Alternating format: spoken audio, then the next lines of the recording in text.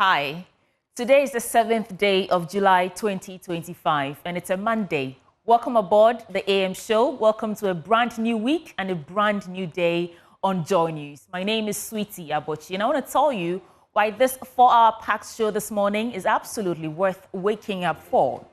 We'll start with the AM news, where we also bring you the business update and AM sports for the news belt. And then we get into our conversations, starting with the news review segment. And today, to help us discuss the stories captured in the newspapers, we have Vicky Bright. She's a former legal advisor. She's a legal practitioner and an entrepreneur. And then we have James Kwabena Bonfe Jr., PhD. He's the CEO of Census and a lecturer at UPSA. They'll be joining us to review the stories that have been captured in the newspapers and how it resonates with all of us.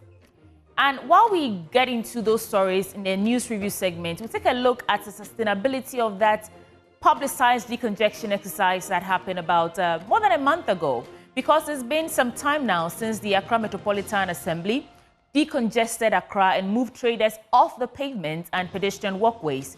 Today, together with the Joy Prime's Prime Morning team, we will check the level of compliance and how sustainable that action was. Also, a medical doctor is said to have lost his life tragically when he had a heart attack. Despite being airlifted to Accra for thorough care, death laid its icy hands on him. And as a result, some healthcare workers are asking governments to prioritize the provision of basic health amenities. We'll talk about this later on in the show.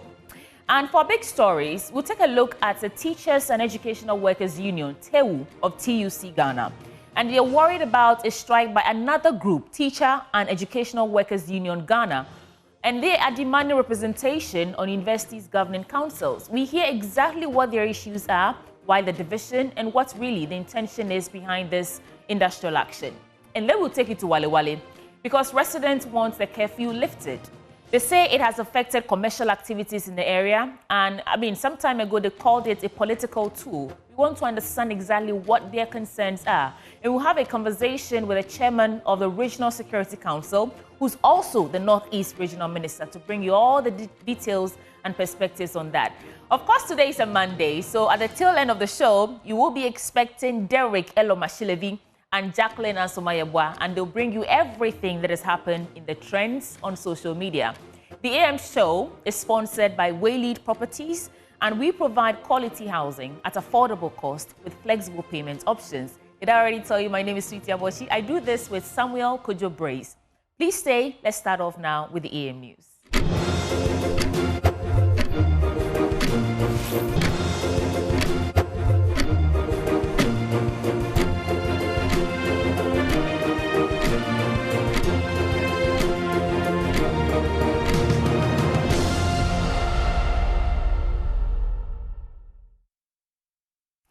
This is the AM News, the very first news bulletin on the Joy News channel. Details now. The farming community of Nipenhiamwa is appealing for help to save its only basic school from collapse. Built by villagers nearly 30 years ago, the structure is now held up by wooden pegs and closes whenever it rains. And Nasabit reports that pupils and teachers are now hauling sand to rescue what's left. Along the Techiman-Kintampo Highway lies the farming community of Nipenhiamwa. Its future embodied in its only school, the Nipenhiamwa Basic School, built by the community themselves back in the year 1994 with a hope for their children's future. 30 years on, that hope is crumbling. What you see here isn't just an old building. It is a structure being held together by sheer will and these wooden pegs, a desperate measure to stop it from falling down on the pupils inside. Aduya Da Costa is the headmaster of the school. This school has been in existence for about 30 years. For some years now, the government has adopted the school. We have a lot of challenges in the school. As we can see from the footage, we have challenge of office, we have challenge of school building. Behind me, these four classroom spaces built by the community with these wooden boards, houses from KG1 and 2 through to primary 6. What they are doing is that they have combined, 2 classes each, KG1 and 2, primary 1 and 2, primary 3 and 4, and then primaries 5 and 6. This is the situation, and the teachers are not happy. They say the situation is heavily affecting teaching and learning. We do multi-grade. Multi-grade in the sense that class 6 and 5, class 4 and 3, class 2 and 1. That's how we manage things here. We command them. One teacher handling 2 classes is not easy. That one, frankly speaking, is not helping and it's not encouraging, and it does not help teaching and learning. Well, and so that huge mango tree there is the staff common room. It serves as the office space also. But the sad aspect of the whole situation is that where to keep teaching and learning materials is a huge challenge. Each day they carry these items into the community where, a member of the community has given them a space to keep them. And this is leading to the loss of many teaching and learning materials this school has over the years. Where to even keep our school materials, especially teaching and learning materials. Even the registers and other things, where to keep them is difficult. So we need school building. The fear of rain dictates the school day, but the consequences run deeper than interrupted lessons. Some newly posted teachers reject postings due to the state of the school's structure. Most of the times, when they come, because of the school, when they see the school, it's not encouraging. Even some of us, we are only forcing. Faced with neglect and lack of immediate help, the community isn't just waiting. Teachers and pupils are literally taking matters into their own hands. We met them upon our arrival hauling sand to try and shore up a section of the classroom floor that's given away, a stopgap measure for a crisis needing a permanent solution.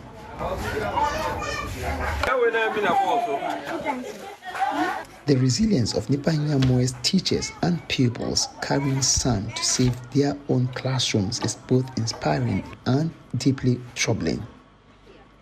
This school, built on community hope 3 decades ago, is now a symbol of neglect. The pegs holding it up won't last forever. The people here have an appeal to authorities and philanthropists. And the school, Yani atwendu ya toa ako tunate ho hasabu tickets rom sin komere onsi school de mai no boy nkunja no me computer lab ne ensuana e wa se yeni computer lab school no say so ta won my kwa so dem anasi ekofi ntino esa ban say onsi school dan my yape office and pipe. You will be very grateful when government put up a nice structure for us. We have never seen some before. So this has been the plight of peoples here in the Nipahiamoa community. Of course, Nipahiamoa, which literally means man needs help, and this community seriously needs help, and someone somewhere watching us now needs to come to their aid to help rescue the futures of these young ones here. From Nipahiamoa, here in the Bono East region, my name is Anas Sabri, reporting for Joy News.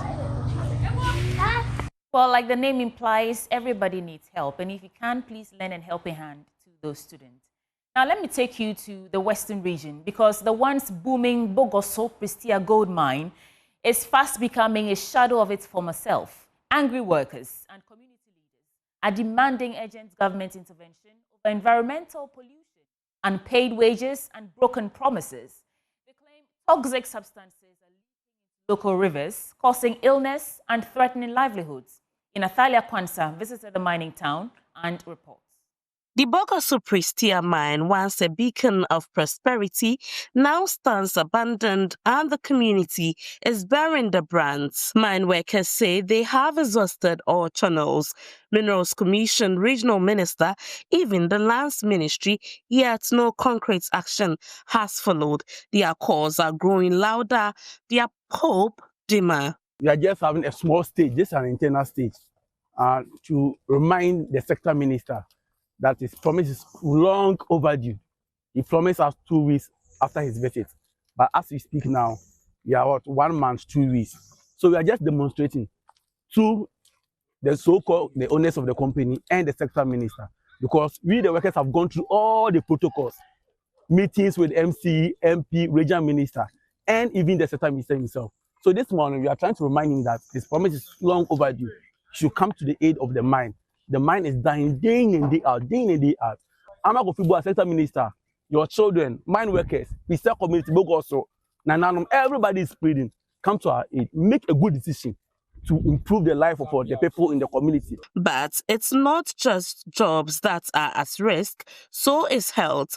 Toxic run from the abandoned mine, residents say, is leaking into surrounding streams. The community fears a potential health crisis. A chemical be our plant hobia and waste piano. Say, overflow, and a begu. This a begu, I say, na pump ni hono. Abo line we line up pipeline at the hono.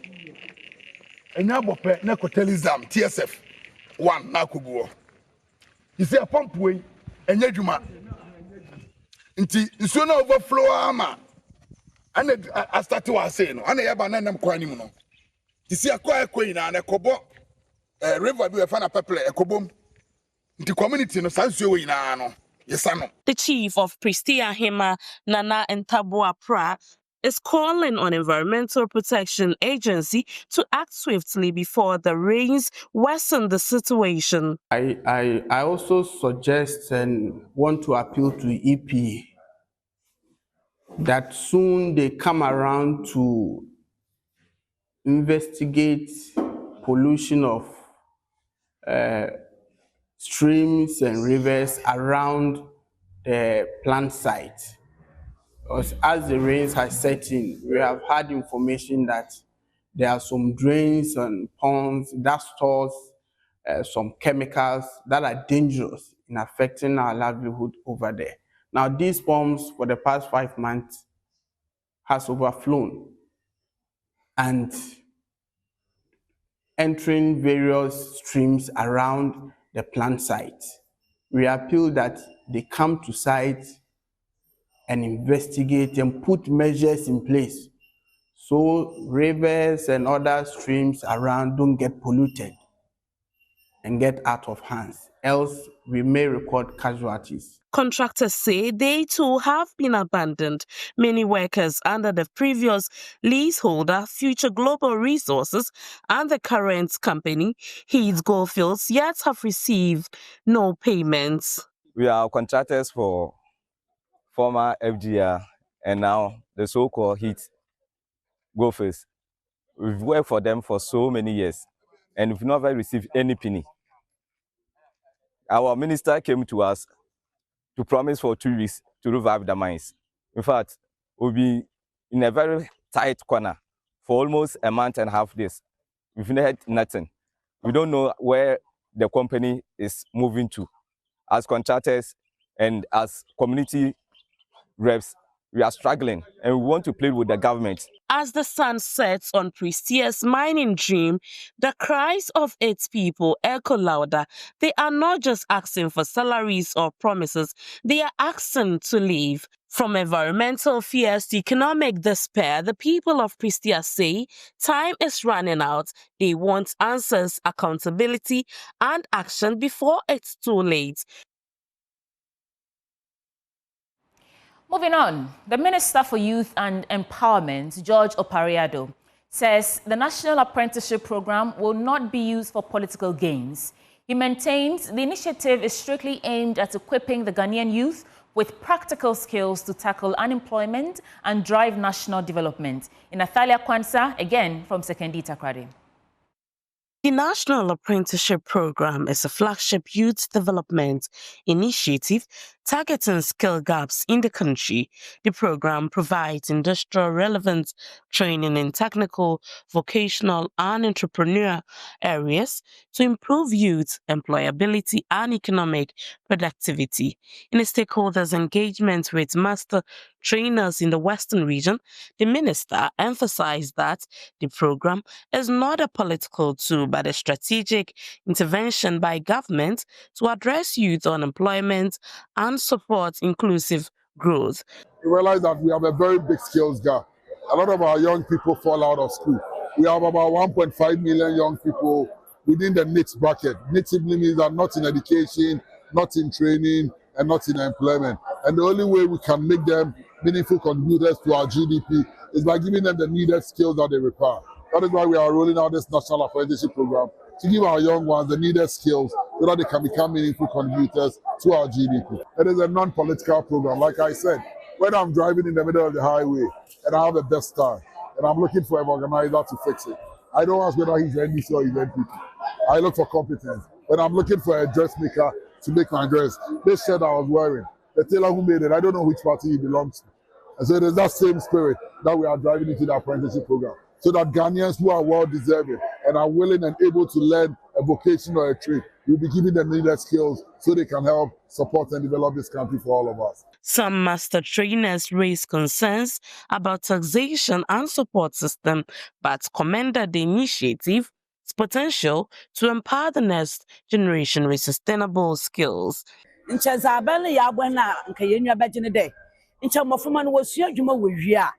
Nchaban omo baby a bofo botum watena na waye adwuma na sa wotewo na waye adwuma tax de oida moti bi oida etua na mom oida wo hwe abofra no adwuma na oriye na wahwe na waje ne ho tax but so oye too much a another simsus lances na no too much a oma mofo no wontum na woye nchaban mbura no mbobo hen saban boa na se kakra wo botum watua no ma wontua na wofo mbo man no sinde wo beje kese na nipa no nkotum etua na adwuma no weje.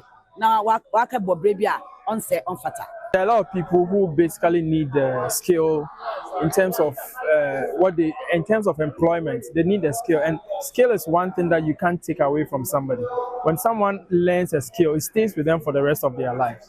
So for somebody to actually come and pay for you to learn a skill, I think for you, like basically to train you a skill for free, it's very good for the society. In other stories, traditional authorities and other stakeholders are being challenged to weaponize education to help bridge the gap between tradition and modern-day advancements to improve African culture. At the Islamic Council Africa Assembly, held by the International Youth Network for the UN Security Council Resolution 2050, the first Vice Chairman of the ECOWAS Islamic Youth Council, Dr. Abdulrazak Touare, urged traditional leaders to empower the youth through education to avoid leaving them at the mercy of violent exploits. We'll tell you more in this report. During the Islamic Council Africa Assembly held at the National Theatre in Accra, the country head of the United Nations Youth Association Ghana, Reverend Dr. Lillian Sally, in her address advocated for more young people to join in the fight for peace. So organizations like ours, this is what we are mandated to do. We promote the Security Council's agenda. So if you're saying that the Security Council, by the name you can tell, security, peace. So our main focus is to ensure that there's peace around us. Every community that anybody seated here, there's peace around that community. How can we achieve those peace? We need everybody to be part of the decision making. If adults sit down and they take decisions and they have young people with them and they listen, regardless of their religious background, regardless of their tribe, or regardless of their political background, if they all sit around the table, then we all take a decision how we can make sure that our community is operating.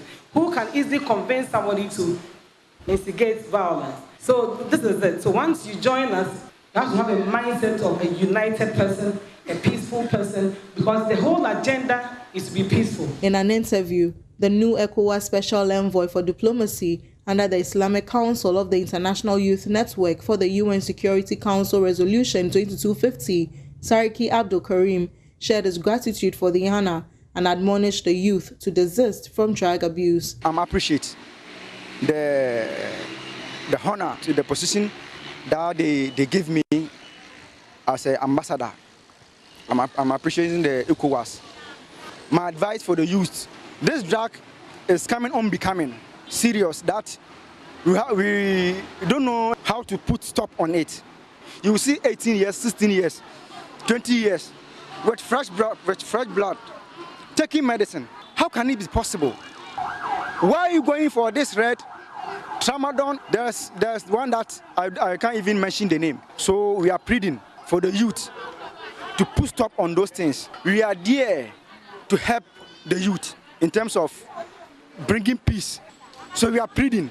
Since we are here for the peace, it's supposed to be well. Dr. Abdul Razak Toure tasked traditional authorities to bridge the gap between tradition and transformation. As traditional leaders and stakeholders, it is our sacred duty to bridge the gap between tradition and transformation, to open doors, not close them, to hand over wisdom, not walls, to build youth councils, not courts, and to invest in the healing powers of our culture, medicine, and values, not instruments of destruction. From the National Theatre in Accra, Abigail Lissel Nkrumah reports for Joy News.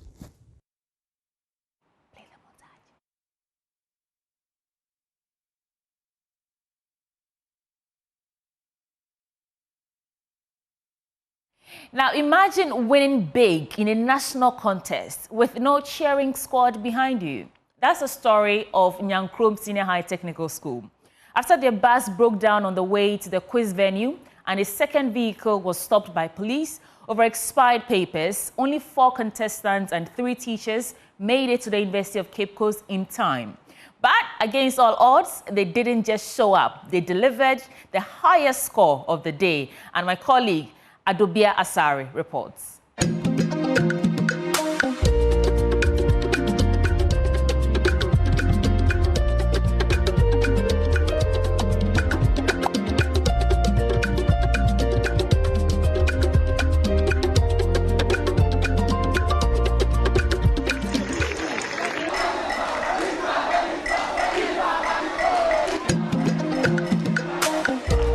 The 2025 National Science and Maths Quiz Central Regional Qualifiers are off to a fiery start as schools battle for glory and a place at the National Championship. But during the second contest of the day, the usually buzzing SGS auditorium at UCC fell almost silent. The reason? Nyankrom Senior High Technical School, the winning school, had no students in the stands to cheer them on.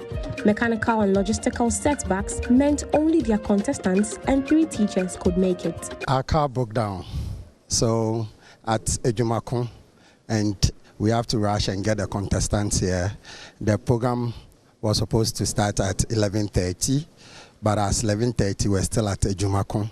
We have to ask a private car to go for them at Ejumako. And unfortunately, on the way, police also stopped the car and said the papers were not good. We have to seek another car to bring them to the venue at 12 o'clock. So it is not easy. It is the doing of the Lord. Despite the hurdle, the school didn't just win the contest, they won the entire day, scoring 64 points, the highest mark so far. We are so grateful to the Lord. It's not our doing, it's God's doing. When mercy speaks, there is nothing like disqualification. History was made when Mankasim SHTS stunned the audience by overtaking Asin State College in the final riddle round, securing 47 points and qualifying for the regional championship for the first time ever.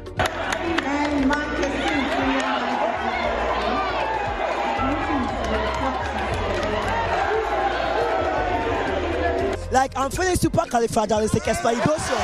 I'm feeling wonderful. Like, I'm happy. But for Asin State College, it wasn't a total loss. They qualified for the national championship with 45 points and were seen celebrating.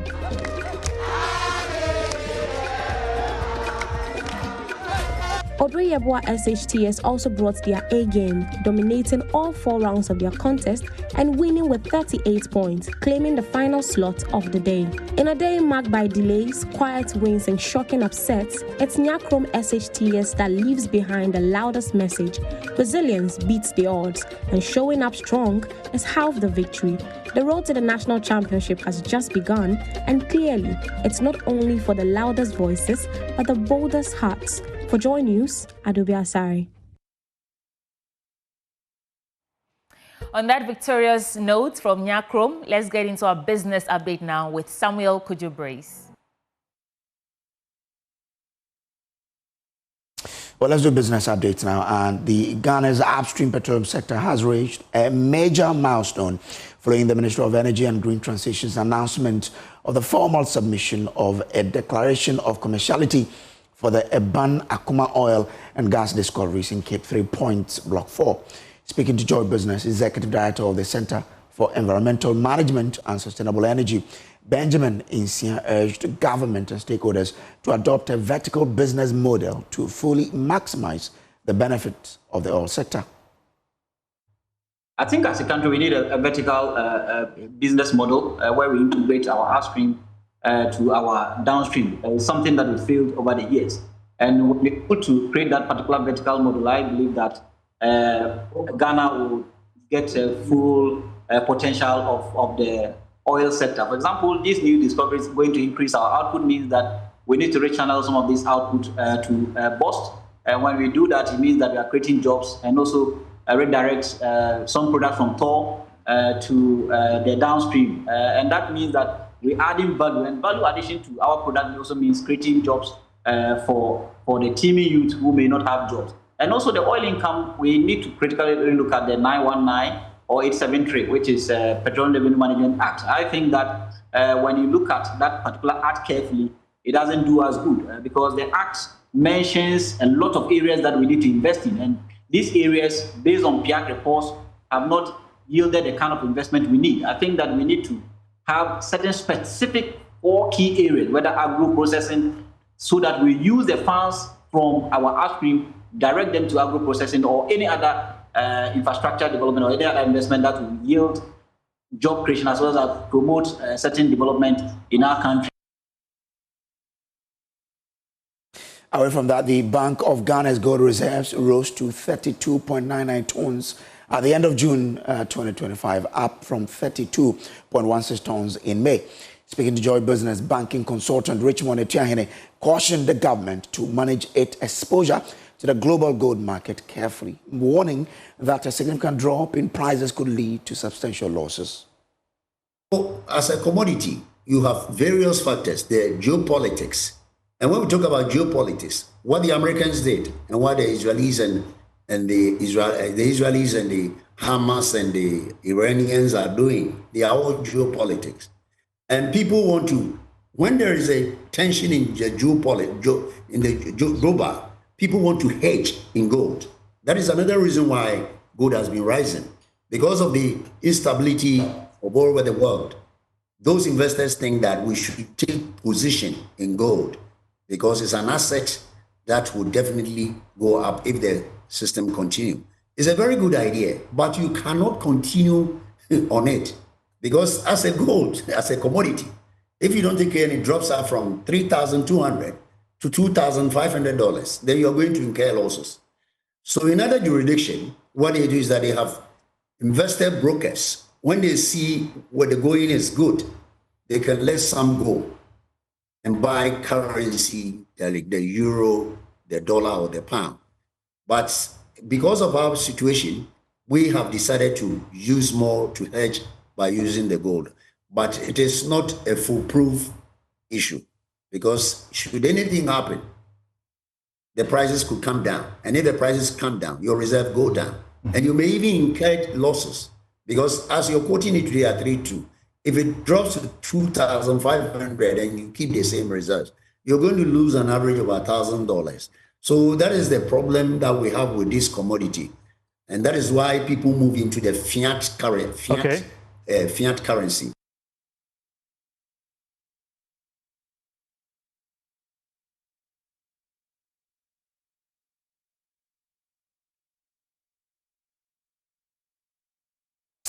And that's it for the business update. Back to you, Sweetie Abochi.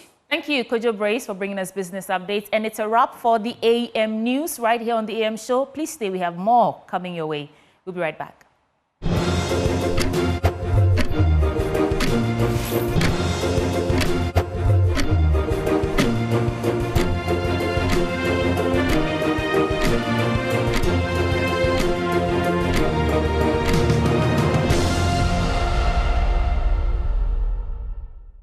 Good morning. Let's do sports now on the AM show. My name is Haruna Mubarak. We start with the 2025 President's Cup, where Asante Kotoko defeated rivals Hearts of Oak 2-1 to clinch the trophy.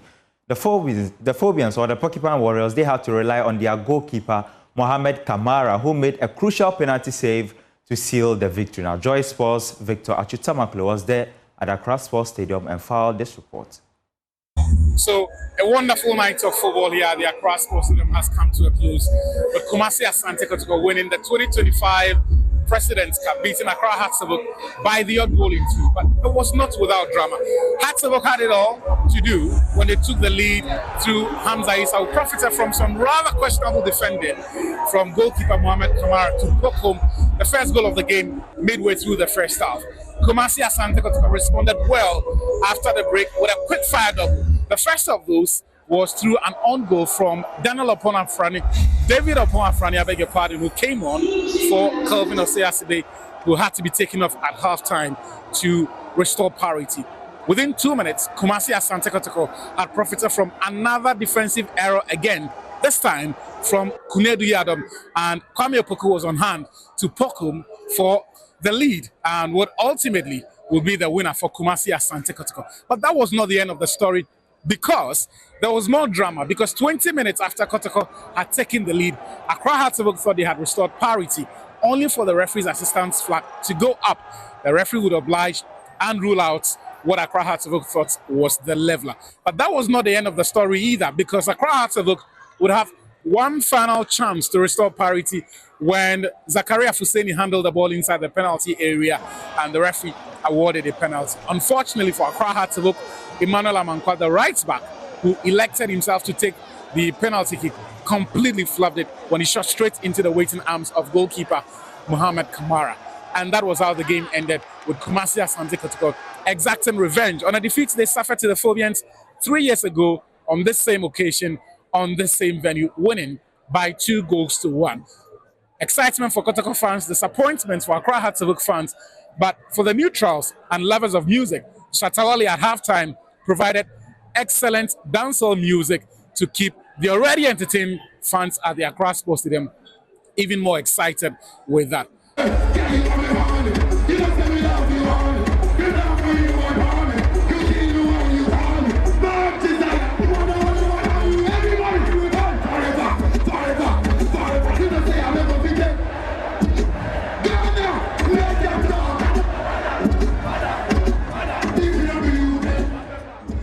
At full time, it's Kumasi Asante Kotoko who have won the 2025 President's Cup, beating Accra Hearts of Oak by 2-1. Very great. I feel very great, especially coming from behind and to win at long last. At least we came. I personally came from Kumasi. I came purposely to win, to take a win from there, and eventually we have won. This Kunedu Yadom guy, I don't know how he performs, so I don't know the reason why he's still in the house team. Very bad. Very, very bad. They didn't be fair to Accra Soso. It's like they mean us. We don't know. I say having a green goal, it didn't count. And when they score outside, I don't know. I don't know what to say. I feel good as an Asante Kotoko supporter. I mean, despite the fact that, the game was tough. Yes, the game was tough, and I think House of Folk actually played very well in the first half. So bad. And then when they are playing game, especially football, when they score a clean goal, referee disallow it. It frustrated you.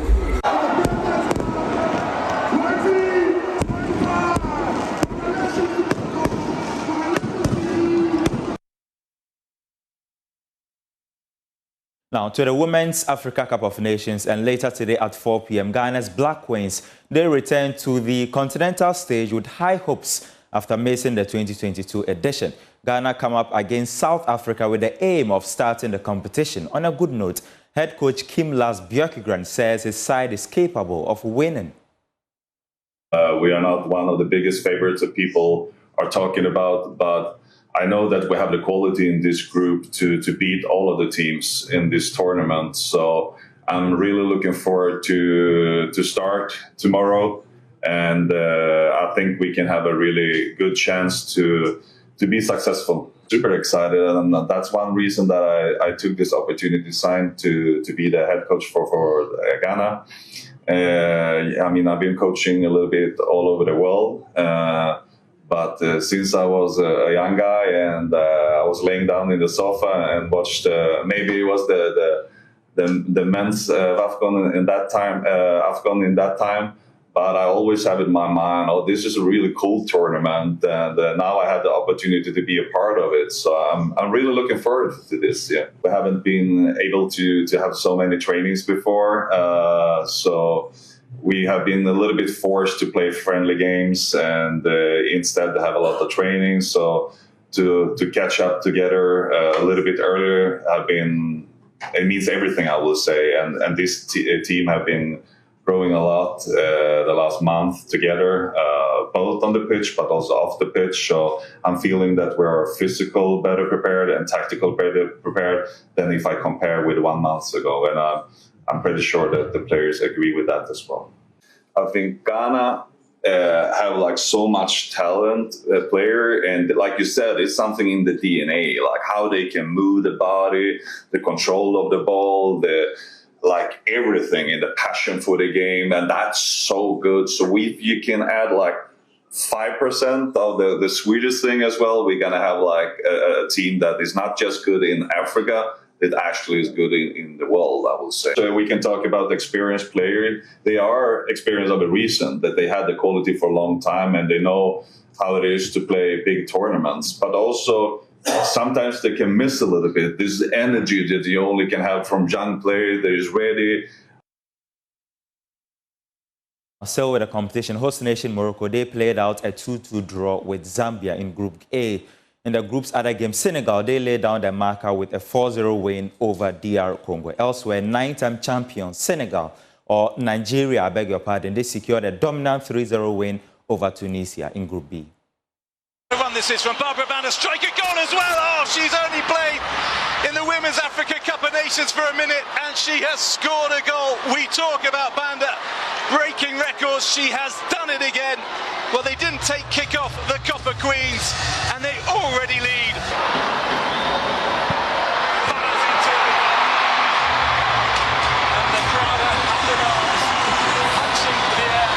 9 years of age. The left back for Zambia really is impressive. Banda, nice touch from her, looking instantly into Kundananji, who can make it 2-1 for Zambia, and does superb stuff from the Copper Queens. Well, they are like a snake. They wait and wait and wait, and then they pounce and they strike. In the opening half, Kundananji can try to make it 3. Spilled again by Amici. Can Zambia profit? They can't because she recovers from the Zambian goal scorer. She's got options to her right. She plays her in. Can they make it 3? Oh, they can't. A really, really important header. The Atlas Lionesses, Masudi. Spinning onto her left foot, Masudi. To the side, now it comes in, headed long, deep up towards Benzina. Chebak, striker goal from Chebak. Oh, that is wonderful for the Moroccan skipper. And how the Atlas Lionesses needed that. And all the bench charge off. And Gislan Chebak has fired home a beauty from outside the area to bring Morocco back into a game in which they have been in the centre of the pitch. And we are underway. Goal in Rabat last night. Swung in it goes, and it is in the back of the net. And there are just 4 minutes on the clock. And Nigeria's Super Falcons have scored already. Asisat, that's careless. Oshwala, Abiodun. Onto her left, this is a lovely play from Abiodun, and she's forced a really good save as well from Jabrani, who had to get down low. He just opened up for Deborah. Now to make some space. Payne has come through to Babajide. Babajide has goal, and Babajide doubles Nigeria's lead in first half, stoppage time.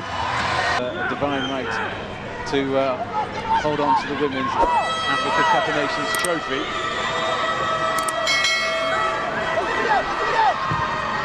Lunche into the middle, Okaronko up, and this must be three, and it is swept home. And finally, the Super Falcons do get their third goal. And that was stylishly done as well as the substitute, Hezuro.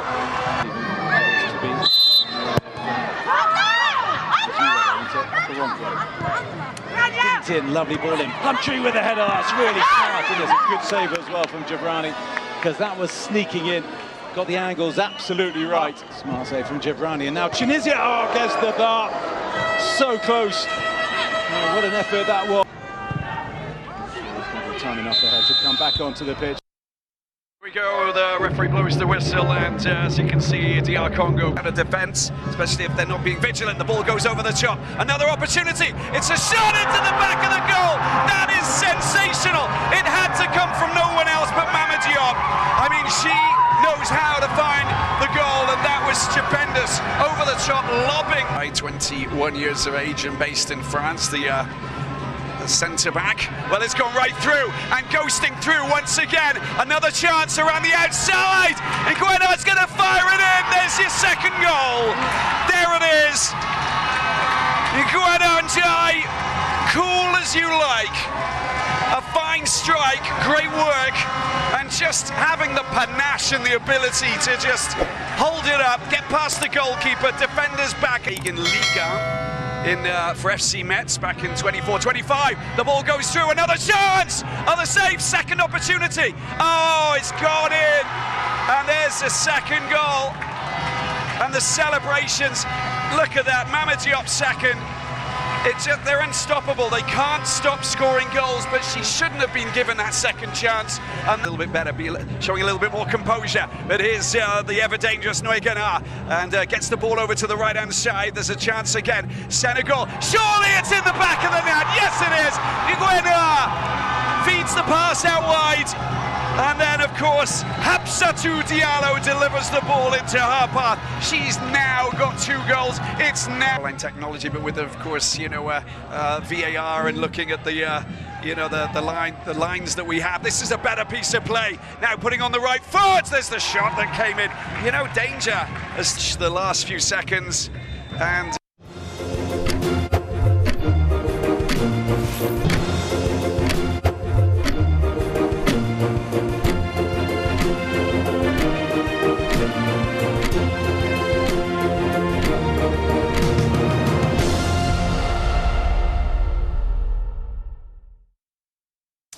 Welcome back to the AM show. Time for us to go into what the papers are reporting this morning. But a reminder that the show is sponsored by Whaley Properties. Now, are you thinking of a rewarding investment you can engage in? Whaley Company Limited is your preferred choice for such investment.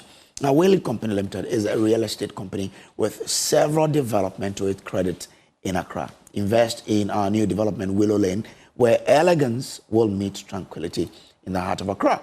We provide quality housing at affordable cost and also with a flexible payment option. At Whaley Properties, we provide you 24-hour security, reliable power supply, and other social amenities to make your stay a memorable one. Now give us a call now on 0240-111119 or 0504-499999. You can also visit waylead.org for more information there. Well, myself and Sweetie Abochi have been joined by Vicky Bright, former legal. She is a legal practitioner and also an entrepreneur.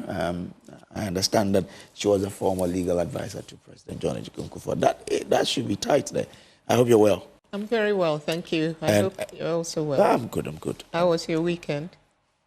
It was nice. I think I had one wedding somewhere, and I had to spend Sunday with the family. So nice. It was incredibly good. Yes. How was the trip? It was good, thank you. Okay. We also have Dr. James Kwabena Bomfed Jr. He's CEO of Census and lecturer at UPSA. James, not then. Okay, Zuti. Yes. Let's right. So like we do it, it's Monday, and we'd like to get into your thoughts in terms of what has caught your attention that you want to reflect on. And they say ladies first. So, Vicky, let's hear your thoughts for us. Yeah, I guess a couple of things. This COVID-19, the figures are rising quite rapidly. And, it's worrying. We started off with 3, I think, and we're now at, is it 40 or something? So I think we need the Ministry of Health to address us on it and let us know what's going on. Yeah. So that people, and it just needs to be put to the fore of the nation's thoughts again, so that people are cautious. I've noticed that some people have masks in the studio, which is very good, and I think we just need to be aware of it and take measures accordingly. And also there's a story about a gold buyer being brutally murdered. You know, people were impersonating gold sellers, and they lured him in, and I understand that it's in the TEWU-TUC district. And I understand this is not the first time it's happened over there in particular. So people need to be careful. We now have a new gold regime, you know, in the form of the gold board. So if people are pretending to have gold on the side to sell, you need to be just very wary. It's very sad. The gentleman was only 30 years old, you know, the prime of his life. Yes, very tragic. So, you know, buyers beware, I guess. Thank you. On the COVID issue, I mean, it's not just the resurgence of COVID-19 that we should be worrying about. There's so much something flu-like, you know, flying around. And it's very people serious. are, very serious. For like 3 weeks. Yes. And some people are very irresponsible and they tell you, I don't have COVID. You hear them snorting and doing all that and they don't want to wear a mask. Please, you do not know whether the person has a compromised immune system or whatever. Protect yourself, protect those around you, so that, COVID or not, if you have something happening with your sinuses, wear a mask. You know, just wear a mask to be safe. Or stay at home. Don't come out and spread your germs. It's the responsibility that, you know, creates that hazardous environment for those who might be compromised to, you know, then when you see your worker maybe having, you know, issues or some symptoms of it, you ask the person to stay home and work from home. Maybe that could be, let's return where people are working from home. Anyway, James Kobna Bomfe, PhD. Let's hear your thoughts for us now. I want to get it right. I don't want to call you doctor anymore. It's okay. So yesterday I listened to, I think, Radio Ghana, where there was a news item on Nkwanta. Last week, we discussed an incident about some shooting that was taking place around there, and it appears not to have gone away. It's still there, and I don't know what national security and the president's outfit in terms of the intelligence coordination, what they have picked. But I also received messages from some people I know in that area, kind of requesting for assistance because of the situation they find themselves in. I want to believe that no part of our country should be left to be in such a situation that the people there cannot live the lives that they want to live ordinarily, as we are having here. So it's a matter of concern that I want the authorities to pick up. I mean, if they have not already attended to it, it's one of the things that we should be concerned about. Yeah. And then I think about the influenza thing that you talked about, not just COVID. But the important thing for me is whether or not as a people we learn lessons and we want to walk the never again step. We tend to, I mean, somebody is sneezing, they don't care. No, they don't. You know, no, for the life of me. Yeah, so I don't understand that. These are things that COVID-19 came, and I remember saying that it had come to remind us of the need to cleanliness, the need to hygiene, the need to ensure that we abide by basic hygienic practices. So it hasn't gone.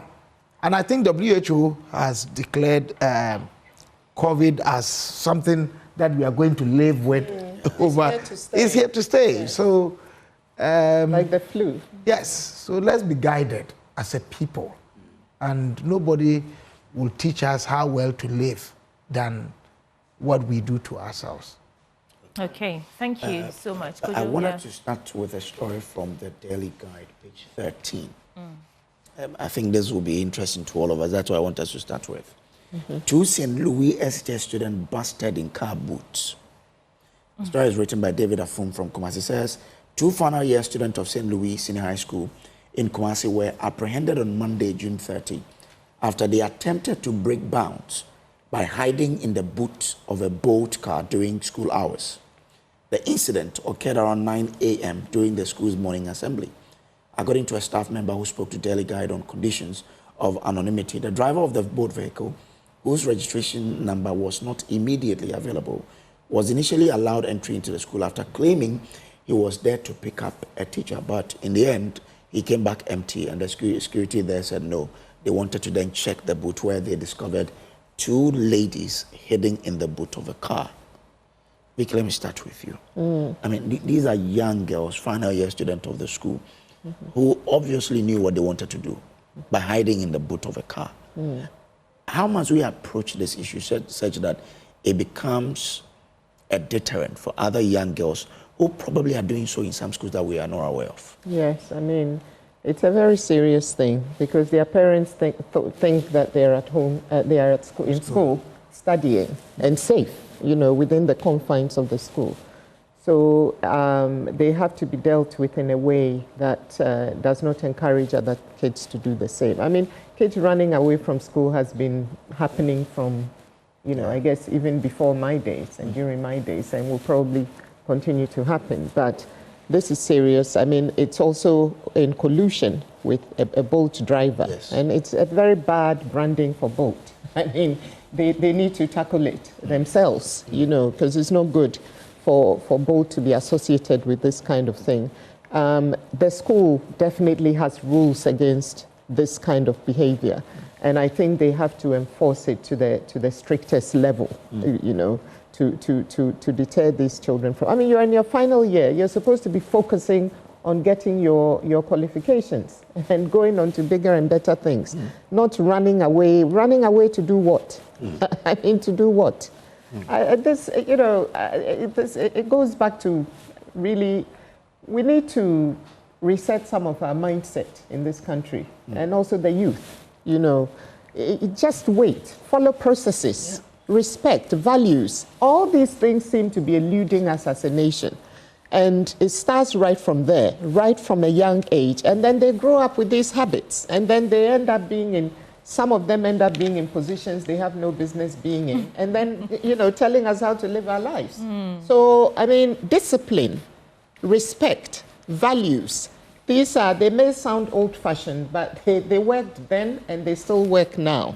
So I think that we need to, and their parents also have to come into play to discipline their children. They also have to come, so the school has a part to play, Bolt has a part to play with his driver, the parents have a part to play, and the children themselves have a part to play. So that's what I have to say concerning that. It's really bad form. They must stop it. James said, Bonfair, PhD, I mean, they were leaving around 9 a.m. on a school day. 9 a.m. 9 a.m. Missing classes. Yes. I mean, what must be done?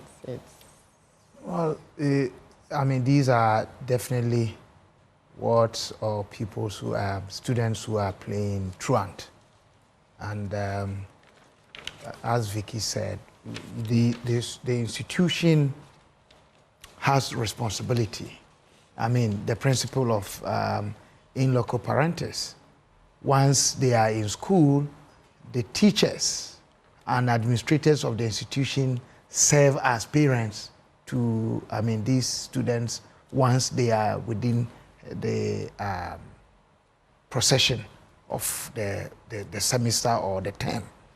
And it is important that the rules are applied. How did the Uber driver get in? They said he told the security he was coming for a teacher who had requested a ride. Good. So I'm just raising rhetorical questions that how did the Uber driver get in? It shouldn't be easy at all. Indeed, if there was a teacher who requested that Uber service, the name of that teacher would have been registered on the Uber app. And the security at the school should have asked, and at least they know who the teachers are that live on campus or are teaching there, basic, so that would have triggered a flag. Well, it didn't work that way. So when the Uber got onto the campus, I don't know which, St. Louis? Yes, St. Louis. It's not too big a school that a vehicle can move round, comb round, and nobody can take notice of. So they said a house mistress who had noticed the movement of the car stood somewhere. Yes. And saw that two young girls jumped into the boot of the car. Good.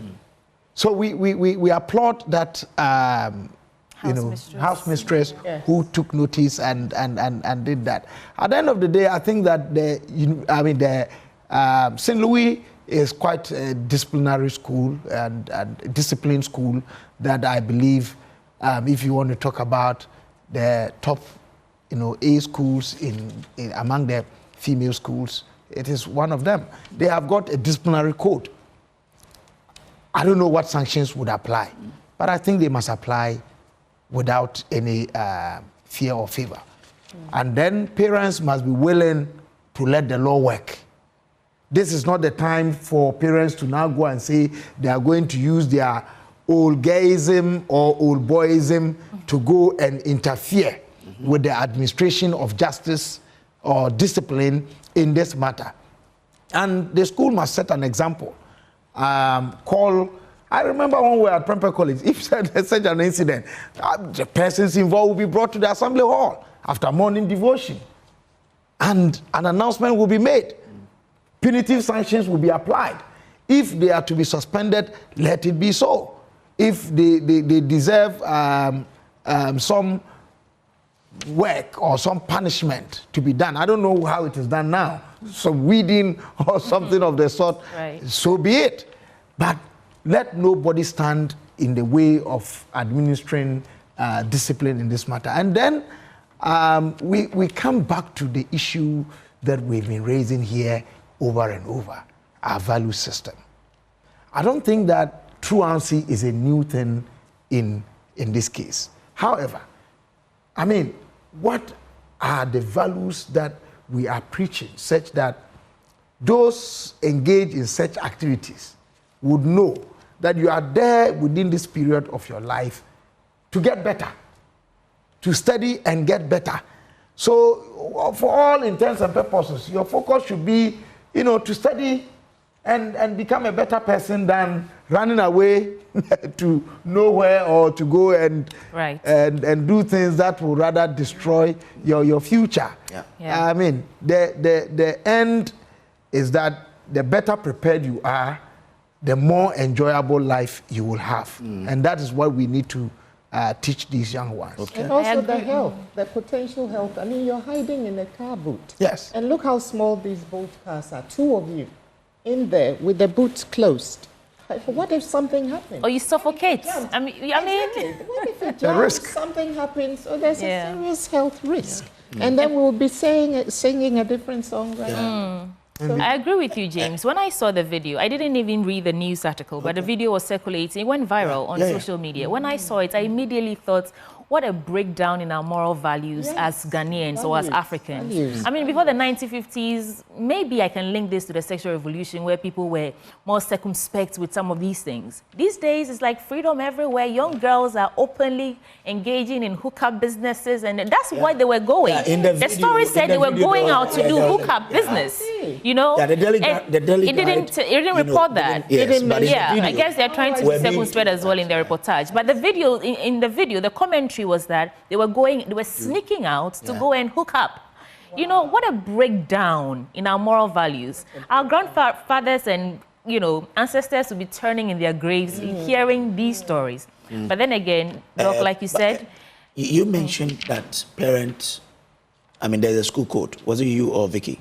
I think we both. No, I said, I talked about over the weekend. in local I saw parenting. something beautiful on Facebook. You know, T. Kwabena Pepra, a member of the Wanderlust team, those guys who, you know, did the London Accra thing. His daughter had requested to dye the hair. So she was asking for permission from the dad.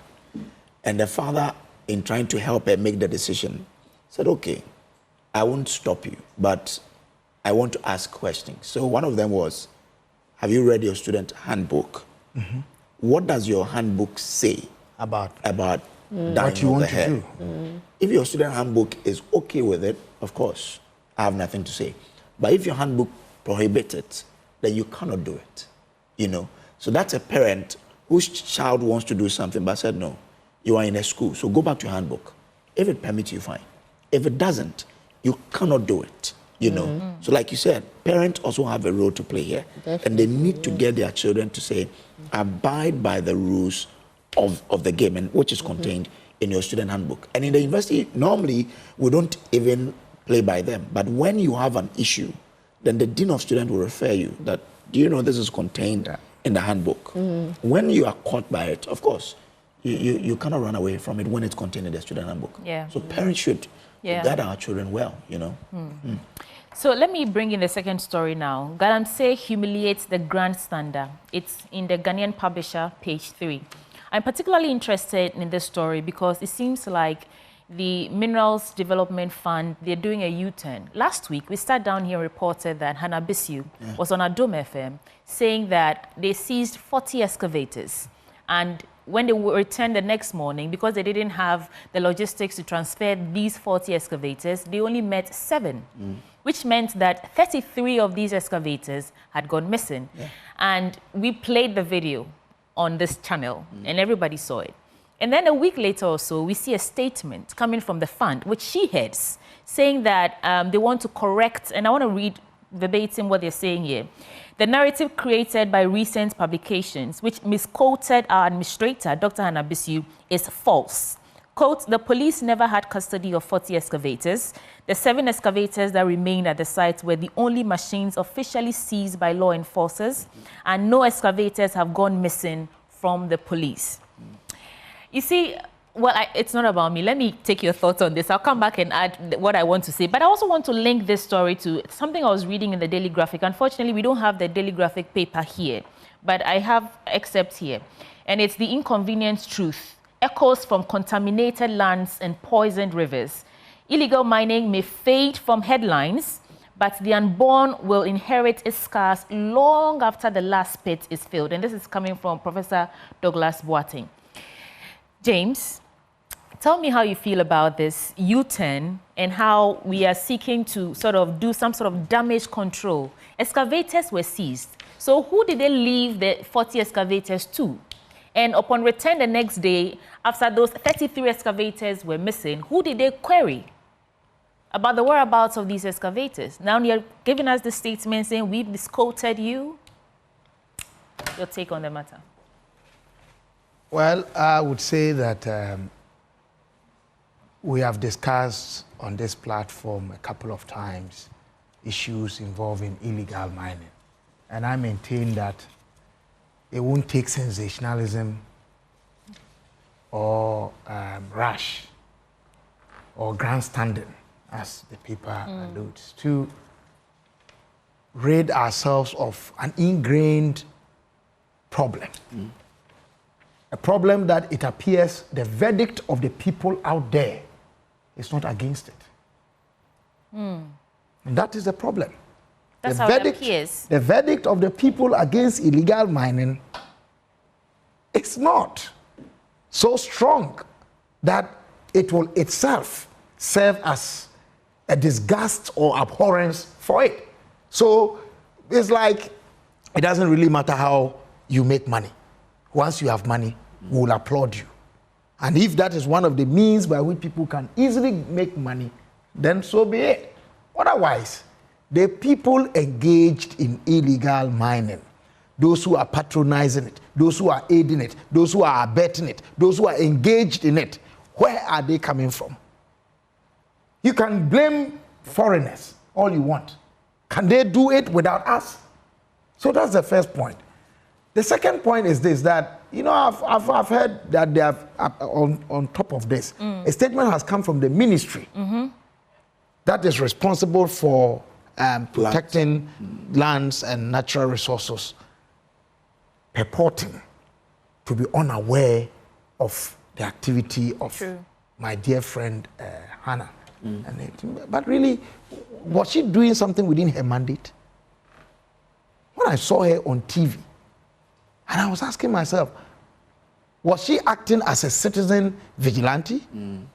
Or it is within the mandate of her institution? Because we must be very careful that we don't do things in a manner that will, you know, if you like, contradict or kind of crisscross institutions with mandate when they are unaware of what you are doing. You know, so as for the U-turns, the questions are many. Did they really seize 40 excavators? That's what she said. No, but I said, did it really happen? The fact that she said... Why would she say that if it's not in fact? I don't know. but what has happened, the incidents and what you call U-turn, beg of the question. If today we are being told that there were no 40 excavators... No, that's not the correction they see. They're saying that the 40 excavators were seized, but they did not leave. So they're trying to exculpate the police from the story, from the missing excavators. They're saying that they didn't hand them over to the police. So where are they? Exactly. They are missing, but they say we shouldn't blame the police for that. No, so because they didn't... It comes back to the point I'm making, that something doesn't add up. Yeah. Something doesn't add up. That the first narrative that we have seized 40 excavators is questionable. If you seize them, where were they? How did you seize them? And was it within your mandate? And if it was within your mandate, what did you do with them? Why are we now being told that some 7 whatever numbers, the numbers and the contradictions? For me, look, we need to understand that we have a problem on our hands. The problem, I believe, starts with the continued existence in our law books on the ownership of minerals. That it is 100% the people's, and it is vested in the president, and it is held in trust for and on behalf of the people, without the original owners of the land having any share in it and a say as to how it is exploited. It is a problem. And when it comes to its exploitation, there are laws about it. You cannot mine within a certain distance, close to water bodies, and in a forest reserve, and so on and so forth. How do we enforce these? And then there are principles on reclamation. When you have even gone in to mine, you have to reclaim the land thereafter. And then there are compensations to be paid and so on and so forth. We just don't do well with our enforcement. That is another matter. Then the third issue has to do with this thing I call cost-benefit analysis. If you look at reports as far back as 1913, 1925, a survey was done. The entire land of Ghana, north to south, west to east, is sitting on gold.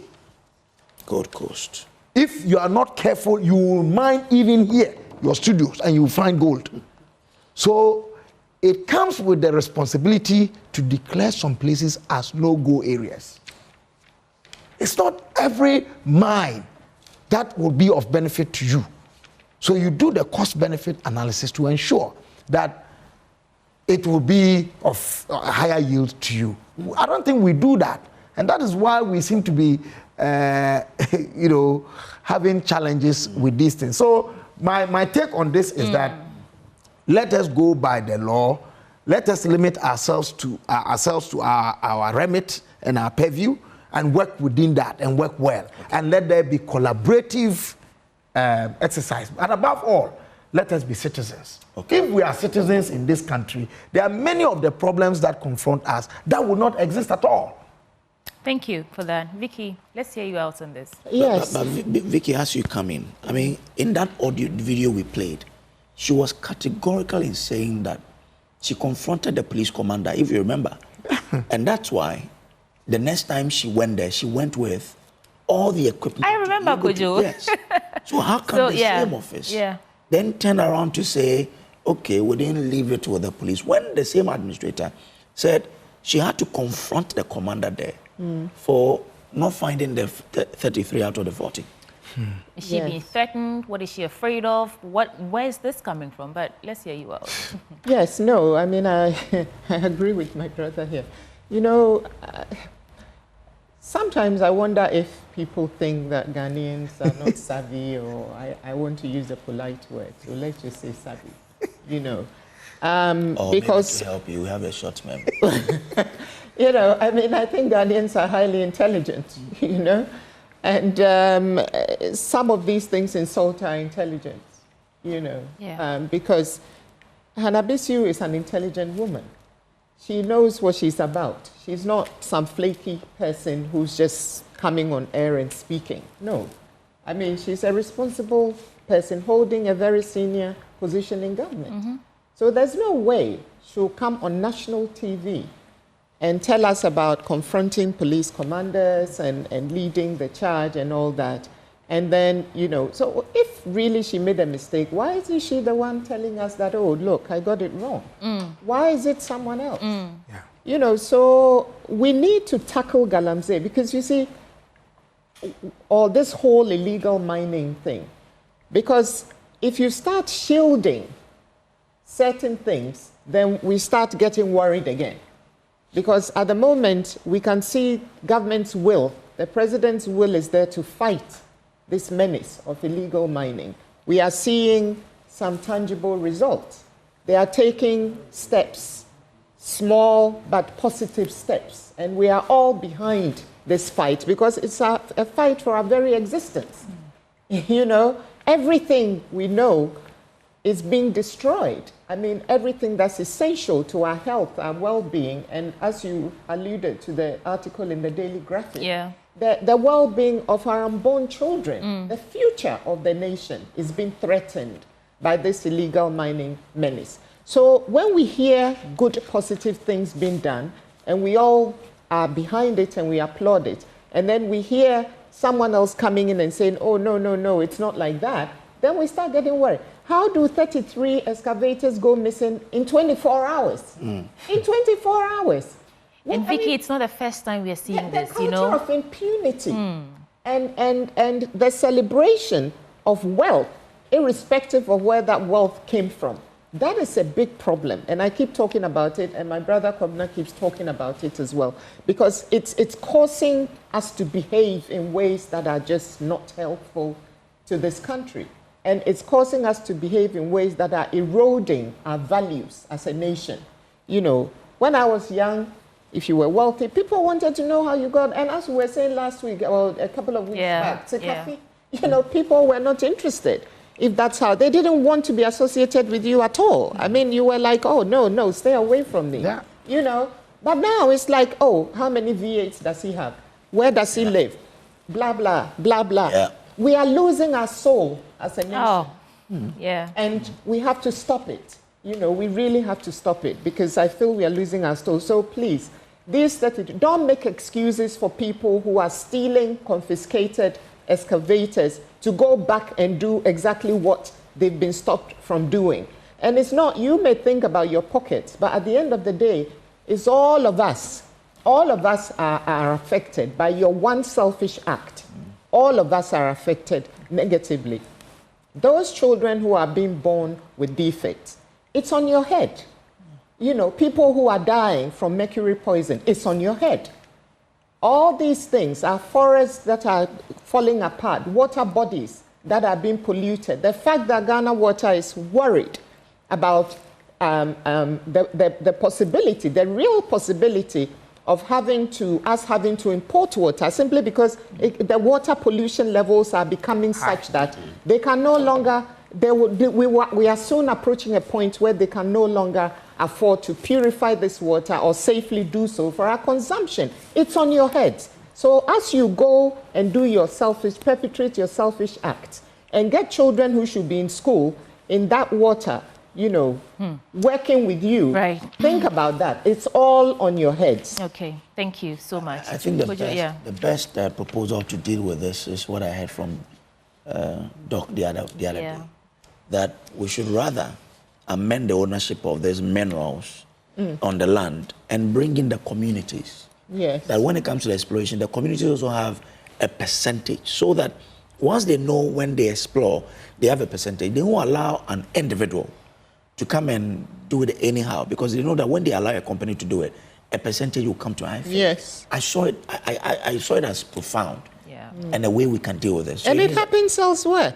Okay. Yeah, whatever you find on your land is yours. You know, and we don't even have a problem with government sharing it or whatever it is. But when people, human beings always act in their self-interest.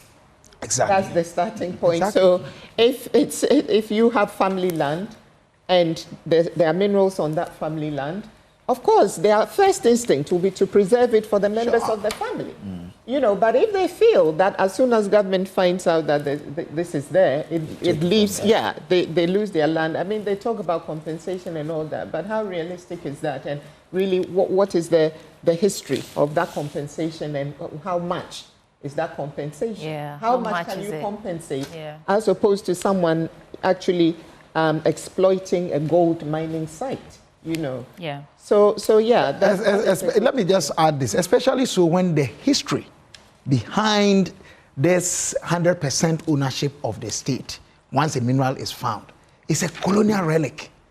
It came at the failing of the Crown Land Bill of 1896. Okay. Yes. When they wanted to take over our lands, like they did in Eastern and Southern Africa, and our people resisted, and some of the people who actually resisted were whites who had ownership of some of the concessions. Okay.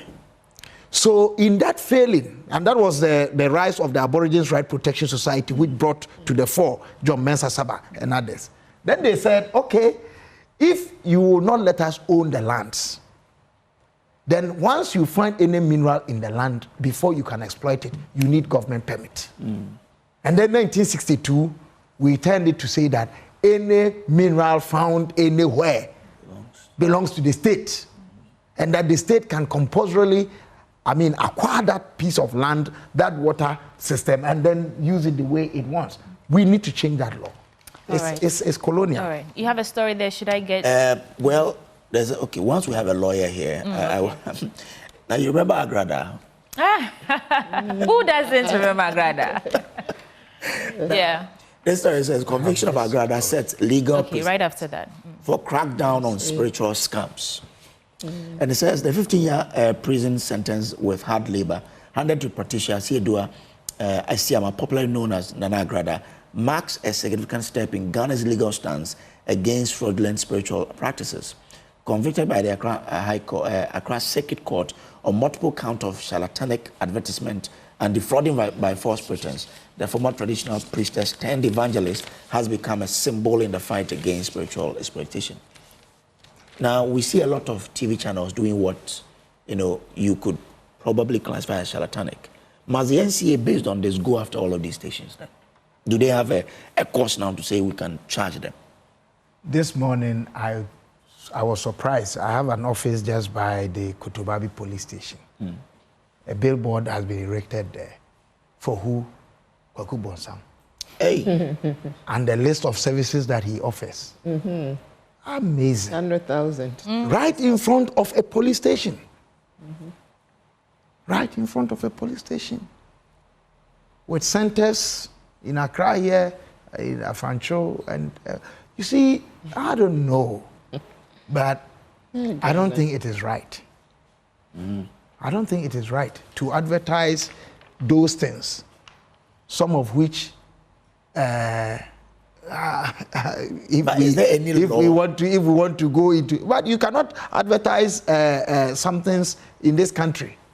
You cannot advertise that you double money Oh, that's what is on the billboard. It's part of it. Oh, wow. You know? Okay. The kinds of things, poverty. For me, doing their own poverty. The issue because that was one of the cases, one of the charges upon which the woman was. Yes, yes. Freud. Okay, he says the case against Nana Agradaa stemmed from a televised broadcast in 2022, during which she claimed to possess spiritual powers to double money. This claim, widely seen as fraudulent, attracted scores of desperate Ghanaians who parted with large sums of money in hopes of instant wealth. Oh, I see. They gave her the money. Oh, they gave her the money, yes. Oh, wow. A lot of people. So, Kojo, for me, the important thing is that sometimes we sit down and allow things to degenerate, to fester before we complain. Our state regulatory authorities must be up and doing. NCC must be up and doing. But above all, let us learn to be citizens. I remember last 2 weeks, at census, we brought up, if you read Article 41 of the 1992 Constitution, it spells out the duties and responsibilities of a citizen. And if each of us will live by that code, we translated them into 11 commandments. If we live by them, a lot of these things, will not find expression amongst us, or even if they will, human as we are, they will be minimal. But there's a demand for it. Every time we discuss this, for me, it's about because there's demand, there's supply. We want. These people, these charlatans, if I can call them so, are giving the people what they want. They are providing a service because the people want it. As at yesterday, Sunday, Agrada's church, I saw a screenshot of over 2,000 plus people who are tuning in to watch the husband, Isiama. Agrada was a fetish priestess who turned into professor, doctor, reverend, whatever. In matter of days, nobody questioned how she got all those titles that she had adorned on herself. And she'd been jailed for fraud and the rest, and people still go to the church. Now, So it's a mindset thing that we need to reorient. So the question is how? Because instead of going to work with your hands and getting money, you'd rather give whatever savings you have to a man or woman so they can miraculously turn it around. I really don't understand how we can change that. Easy life. Easy life. One easy life. I mean, there's demand for it. Yeah, this is exactly what we were talking about. It's the same thing. Yeah. Process. Values.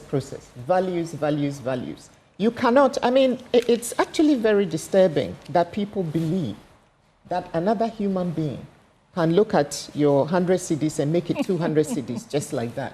Yeah. That's very troubling to me, that anyone would actually believe that, because I guess, as you say, there's demand, because I guess that's easier than going to work hard and being paid 200 cedis at the end of the week or whatever. So we need to have a mindset shift, as I've been saying. She's been convicted. There are other people like her, so that's just the beginning. And Kwabena is saying there's a huge billboard in front of a police station. Also, advertising, doubling money, and all the rest of it. So spiritual powers. All these things have to stop. They have to stop. They're not helping us. And people will get up and not do any work and probably camp in that church for like 1 week. I'm a Christian. I'm a very strong Christian. But these are not Christian behaviors. They are not. They are not. And I'm not an authority, but the Bible is the authority for Christians, just as the Quran is for Muslims. So if you read the Bible, you read the Quran, you will see that these are not behaviors that align with the values in these things. So just please, if you want money, go and work. That's how you get sustainable money. Don't put your trust in a human being, believing that they can magically bring forth cash for you. It's just, you're living in cloud cuckoo land. It doesn't work. Cuckoo land, nah. Yes. Anyway. Well, let me tell you what people are telling all of us here. Yes. Quote, critics, however, often cite religious beliefs, distrust in the judiciary, or confidence in Agrade's spiritual authority. I quote here, this is an attack on a woman of God. People gave willingly out of faith, not under duress. The court misunderstood spiritual transactions, as Supporter argued. You don't understand. Wherein lies our problem. This is exactly the problem we have. Kojo, let's move on. There's a story on ECOWAS that, Doc, I think is on the news center. Okay, let's get into it. Obasanjo to ECOWAS, reform or become irrelevant. I am particularly interested in this because this is the second former head of state of an African country making this call. The first was done by our own former President John Ajay Kufuor on February 4, 2025 at a virtual roundtable conference where, you know, he emphasized the need that we need to break the artificial boundaries that were created by our colonial masters along the lines of Anglophone, Francophone, and whatever phone. I mean, taking away our cultural commonalities and, you know, connections with our friends and brothers across. And to do that, he was talking about the people-to-people integration. Why do we still have a situation where you would need a visa to travel within the African zone? Why do we have so much restrictions in terms of how to trade? But again, that is not to say that we should open ourselves up for criminal activities by neighboring or other African countries just because we want to interlink or intertrade or interrelate. It's something that we need to look at the people-to-people level. And for me, I believe that if we will heed these calls from these two eminent former heads of states, it would be good for us. We need to understand that unity is what can bring Africans the strength that we need. We have all that it takes or requires to be a force to be recognized in the world. If you look at the population of the world today, China, India, Africa is seen on the whole as third. So virtually they are considering Africa as a country. And while we have allowed this call, sounded in 1963, May 25, that we should come together, a united, you know, country, Africa, where we can have federal system of governance, elude us, I don't know, but that is where the solution is. And we need to understand that we are one people. But we can be one people if we allow the laws to work within the framework of promoting trade, cultural tolerance, and also the needed unity to abide by rules and regulations. Thank you. Vicky, you want to reflect on this before we do your story? Yes, no, I agree. You know, when you look at the EU, for example, the EU is founded on 4 freedoms. Freedom of capital, free movement of goods, services, capital, and people. And we need to do this ourselves within the ECOWAS region, first of all, and then within the wider African, you know, continent or region. We are not doing it effectively. If you try moving from here to, I don't know, maybe going to another African country, the cost alone, you know, you can move from England, say from London to Paris to blah, blah, blah, blah, 25 pounds, 50 pounds, 100 pounds at the most, depending on whether you're going first class or regular class or whatever. You know, so it's cheap. We have to make it easier for movements to flow amongst ourselves, you know, and until we do that, you know, our airspace, the passport situation, now some African countries say if you have any African passport, you don't need a visa anymore. You know, Rwanda is one of those. And South Africa too, we all need to move to that point. We need to have interconnectivity railways. I should be able to sit on a train to Burkina Faso, you know. That would be a day. Yes, and it helps us to, just like you can sit on a train to go to France, Brussels, etc.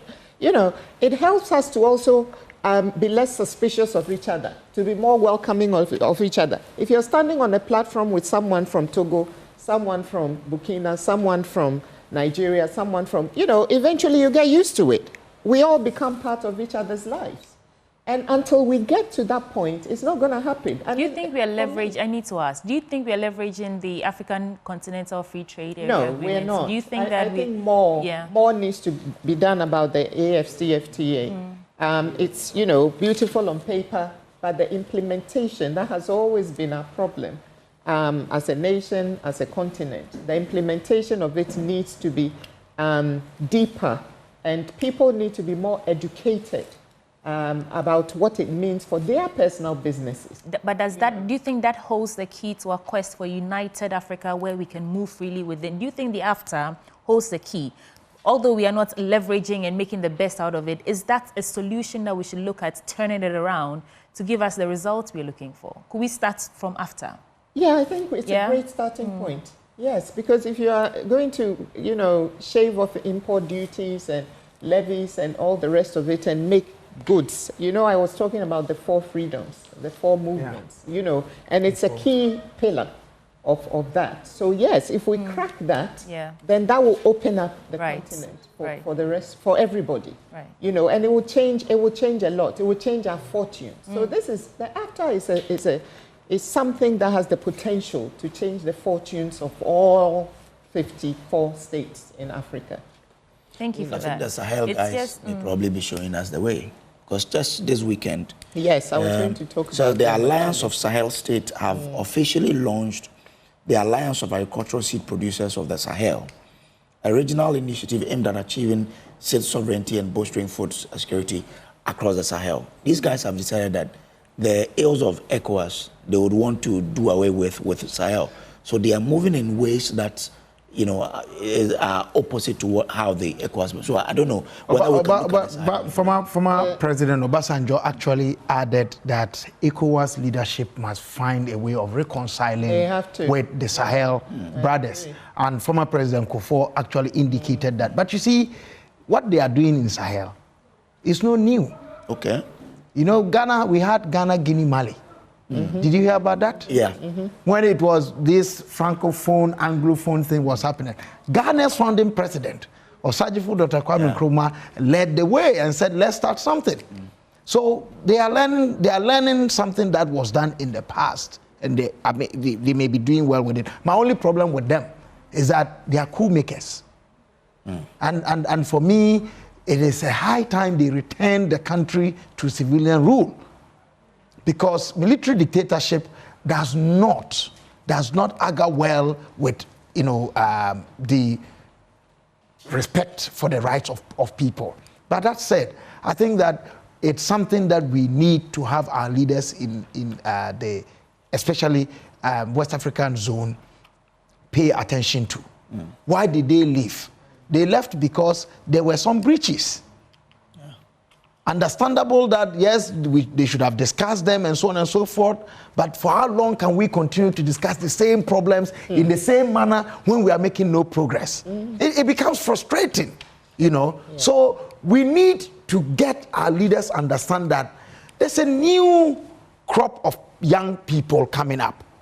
We want to solve problems. We want to see solutions. We want to see progress. We cannot continue to live with the same problems and the same approaches and expect different results. It's frustrating. We have to take charge of our own destinies. I mean, look at the AU.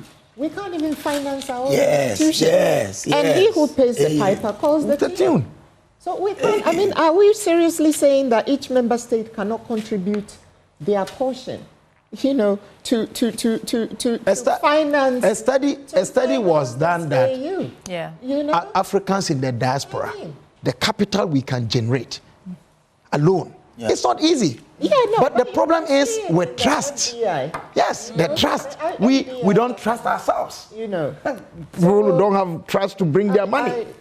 I mean, I really think that we really have to now be masters of our own destiny. Nobody is going to develop this continent for us. We have to develop it ourselves. And as long as we continue to allow other people to finance our key institutions, we are just kidding ourselves. Including security solutions. I want to conclude on the Ghanaian Publisher. 3 headlines. You can reflect on whichever one piques your interest. So, Ablekuma North rerun, NPP mad at EC over U-turn. And then there's a story about the full trial of Edu Boahin, slated for July the 18th.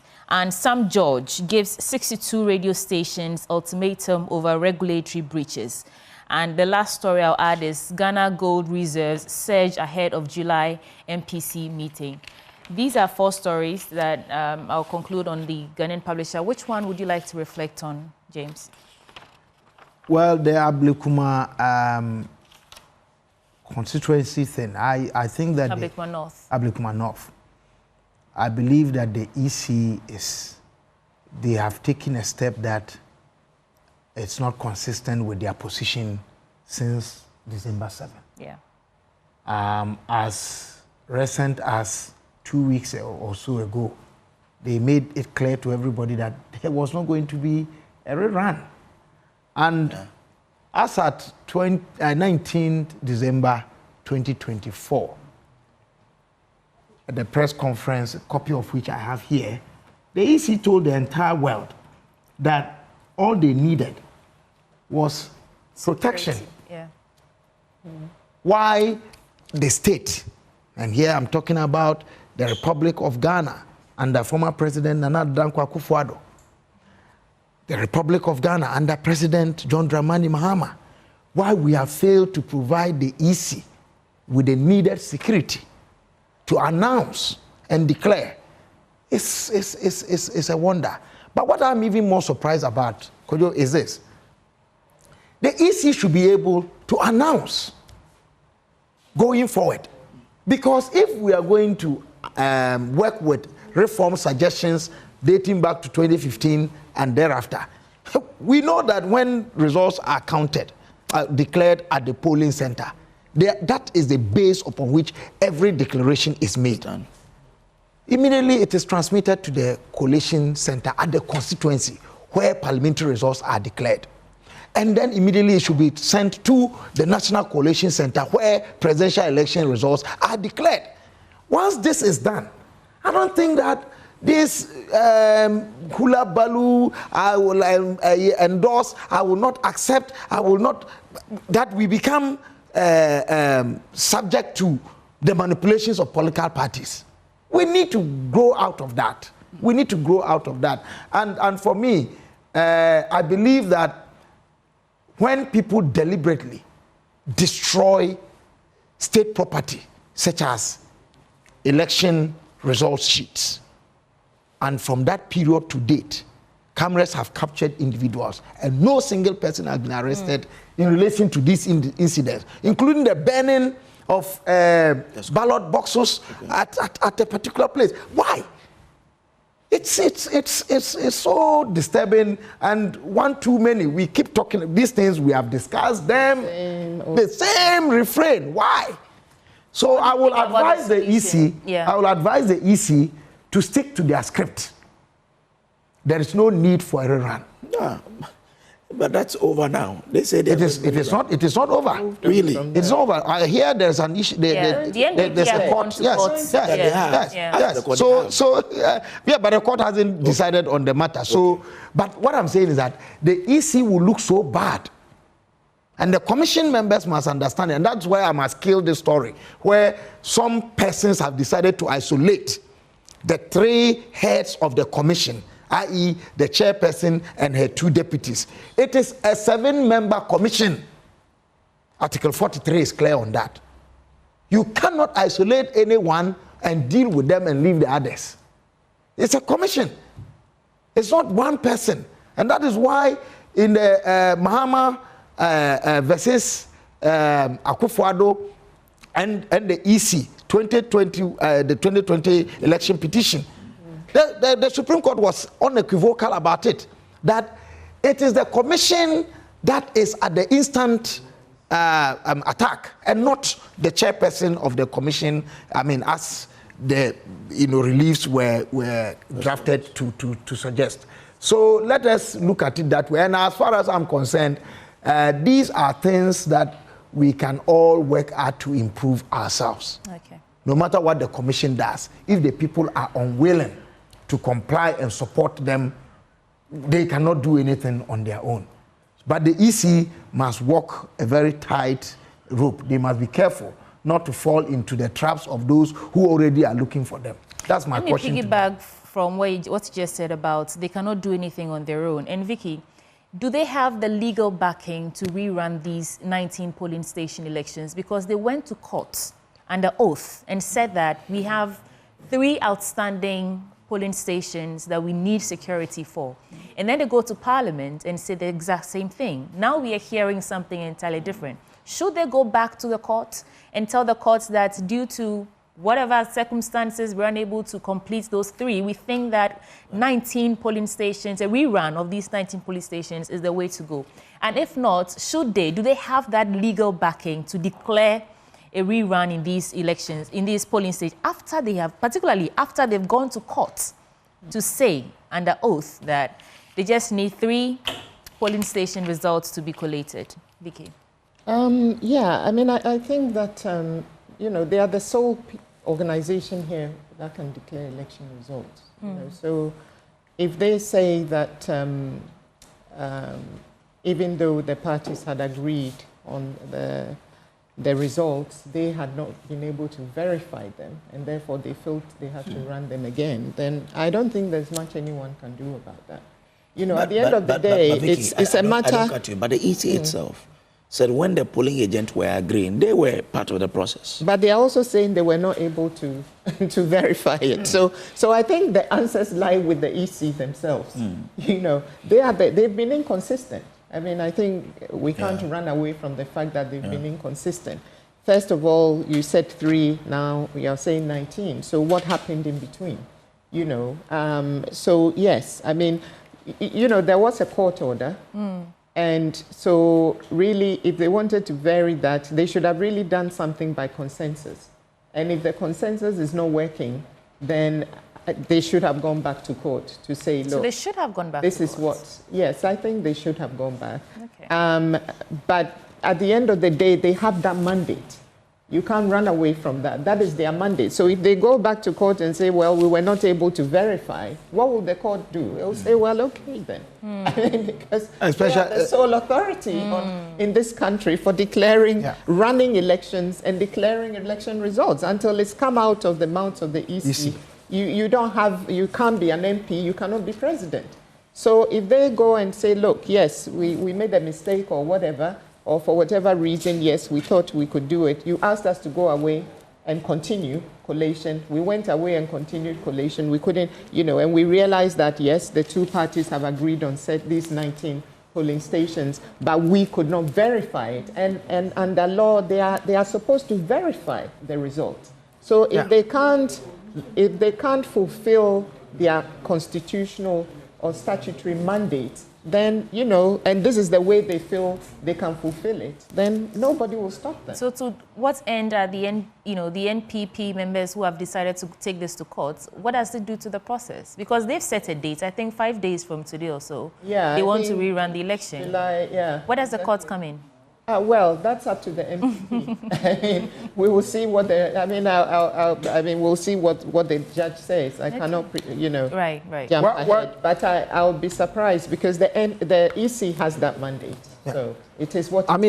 Just to make the point that Vicky, the EC is not under the direction of anybody. No. In the execution of their duty. However, they are under the dictates of the Constitution. Absolutely. Okay, so they cannot do as they please. No. You cannot. That's why I'm cautioning them that they must be very careful not to fall into traps set for them. Okay. They must be very careful because you cannot just go and say that, okay, we said A, B, C, D. However, we are coming back to say Y, Z, X, but what, without justification. What traps have been set for them? Say again. What traps do you think have been set for them? You said they should be careful not to fall in traps. People are calling for their heads. I said, Nketia, chairman of NDC, has said that they are incompetent. They should be removed. He has been backed by other people. My friend Kofi Bentel sat in this studio Saturday and backed that call. So if you show or demonstrate that you cannot even take a decision and be consistent with your decision, you are falling into the trap of those who are looking for you. That's a question. Well, I think that human institutions make mistakes, but as to which mistakes would constitute grounds for removal is yet another one. I'm only cautioning them that they should tread cautiously. Yeah, and the inconsistencies must stop. Yes. Yeah. You know, people going without MPs for whole administration terms and all that. They have to stop all that. So, Vicky James, I need to interrupt. On SAL, let's correct this impression. We'll let you do that. Okay. But let's just a few months ago, the Accra Metropolitan Assembly conducted a decongestion exercise. Okay. And we want to see how sustainable that action has been. So this morning, Joy Prime's Esiedua is on grounds. She's at Circle. We want to take you there live and see exactly what she's seeing, whether or not that decongestion exercise has held ground. Esiedua, report to us what you find. That they were being asked to move, and so they feel that they were being treated unfairly. But like you can see, the traders are back. Now, opposite us, if you can get the opposite view, opposite the OA, opposite the Neoplan police station, opposite, we can tell that it's quite empty. This particular part is very close to the SCC and VIP bus station. Some months ago, last year, the beginning of this year, we had a number of traders filling up this particular area that you're currently seeing on your screens. But after the declutter, after the decongestion exercise, it seems that a number of them have not returned. But we still have quite a few of them who have still returned to the same spots that they were asked to move away from. And so, yes, this is updates. These are some updates in relation to the decongestion exercise. We saw places like Kimbu, Tudu, Makola. We saw massive declutter happening over there, and a number of people were super excited about it. But in less than 24 hours, we saw a number of the traders coming back in their numbers, which was very interesting. And we're wondering what really would the AMA do about that. And if you would also remember, the task force, it was a joint task force, which was between the Accra Metropolitan Assembly and the Korle Klottey Municipal Assembly. So we saw a number of task force members on the streets that were just moving things, carrying things. But here's the catch. They were given a number of weeks to get themselves ready. So there was a public announcement to alert them that this is what would happen, and so there's the need for them to move before the declutter. But it seems that, as usual, they didn't want to give ear to the directive, and so there was a need for the forceful decluttering. But ladies and gentlemen, they are back on the streets. They are back on the roads. They are back on the streets, they are back on the roads.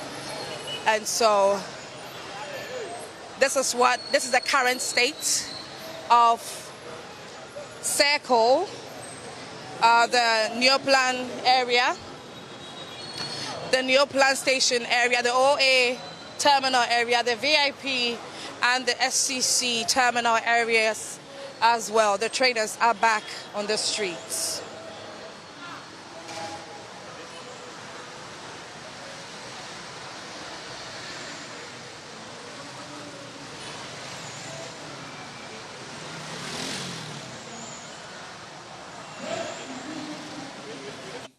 Well, so there you have it. Esiedua, thank you for bringing us some sounds and sights from the grounds there. And let me get to my guest now on this.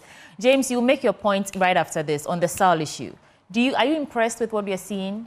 I mean, we were all very excited when Mr. Alote was out there on the grounds, sacking people off the pavement. We saw someone comfortably sleeping under a bridge, mattresses blocking the road. How do you feel about it?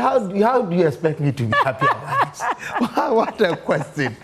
I mean, we want to know. It's sad and unfortunate for our national capital, you know, and this is not new. In my studies on disabilities, I read as far back as 1956, a study was, revealed that there were a lot of, persons with, people who were hawking and begging on the streets, and they wanted to find out why and how to get, them out. And they found out a couple of them, or some number, were persons with disability. That is how come, they created a center at 37 to offer them training and created some regional activity centers subsequent to that. It was to rid our city of loitering and hawking. And how many years down the line, we have this kind of situation, somebody sleeping there with a mattress, if not, what do you call it? Bedspread, and it's an eyesore. And let somebody go in there and say they are correcting. I remember the mayor, Oko Vanderpoy, my church fellow, and he was giving all sorts of names from within his own party. Another instance, somebody from the other party, same calls. But we cannot live our lives this way. We need to be organized. Organized means that there must be places where people can sleep. There must be people where people must work. You cannot go and sleep at where people are working. What we saw is just an eyesore. And I believe that we ourselves must rise to the point where we will say that no to some of these things. If the mayor, the chief executive mayor, we have it's chief executive, the municipal metropolitan chief executive of Accra gets out there, or any of the municipal chief executives get out there with their task force to go and clear these places of the people who are lying there. What will we say of them? And that's why I'm always concerned about the verdict of the people. Do we subscribe to that, or we will pour scorn on those who try to do the right things? That for me is a concern, where people who want to abide by the law, who want to operate by the law, are seen as the bad people. Those who are in defiance, who oppose, betray, disrespect the law, are rather seen as, champions or victors. Victors. How can we do this? We cannot somersault and turn things upside down and expect that our lives will be progressive. Progress is not made with retrogression. Okay, when you saw it, you even brought in another space that looks similar to this, the Domi area. Yeah, Domi Kwabi. I mean, how do we permanently fix this? Can we ever do it? Well, we have to fix it because it's the same culture of indiscipline. Today, it's been a running theme in our discussions. The same culture of indiscipline, impunity, that keeps running, and we just look on it and carry on with our business, and it just keeps, it's as a revolving cycle, and it seems never ending. But we have to be able to put an end to it, because if not, how do we develop as a nation? How do we progress? People are sleeping in the middle of the street and hawking things, sharing the street with the cars. The cars are struggling to get through. It causes a lot of congestion and all sorts of other things. And it's dangerous. It's actually very, very dangerous to pedestrians. So it has to stop. Right. It has to stop. And the current mayor, as other mayors have done in the past, is demonstrating the will to stop this. He needs to keep going back until they realize that it's just not worth it. is too much stress every single time. Because if you do it once, yes, you do it once and everyone, you know, then they come back again 2 days later and then nothing happens for 6 months, they're comfortable. But if it's consistent, so there probably needs to be a permanent task force, a permanent one. Because if you can't do it on day 1, you can't do it on day 8, you can't do it on day 3, you can't do it on day 57, then you have to start thinking outside the box and doing some, you know, seeing how you can sort yourself out and maybe sell the things somewhere else. And we probably also need to develop our markets as well to give them somewhere, because these are people who are trying to earn a living. Everything you've said really was the answer that we got when we asked about the sustainability of that decongestion exercise. They mentioned they were going to station people there to ensure that these traders, hawkers don't come back. They were going to develop, they were going to develop our markets. They were going to give them 1 day in a week where they can come onto the streets, and all of that, all of a sudden just vanishes, you know. So if we are making a ceremony out of it, it's because we keep coming back to the same thing. Like you said, it's like a never-ending cycle. Every day we come back to this thing. At some point, we as Ghanaians get tired, you know, and then we just look on and say, well, let's all just twiddle our thumbs and see how well we fared. Brace, you want to come in before we wrap up? No. I just want to say, I think the solution, or one thing that we should all munch on is what Dr. Bonfe said, that do we celebrate those who are doing the right things or rather antagonize them? If we don't celebrate those who are doing the right things, we'll always come back to this. Because they know that the people would always go against those who want to make sure that we do the right things. That has to change. This is our Ghana. Let's all be citizens and not spectators. And that brings us to the end of the news review. Those who joined us this morning for the conversation: James Kwabena Bonfe Jr., PhD. He's CEO of Census and a lecturer at UPS. And we also have Vicky Bright. She's a legal practitioner and an entrepreneur, and she also joined us to review the newspapers this morning. So you can say, when we return from the break, we get into our big stories, and we'll be taking a look at a medical doctor who has lost his life because he had a heart attack. And that's the reason why some people in the medical fraternity are calling for simple things like basic healthcare facilities and so many other things. All that coming up after the break. We'll be right back.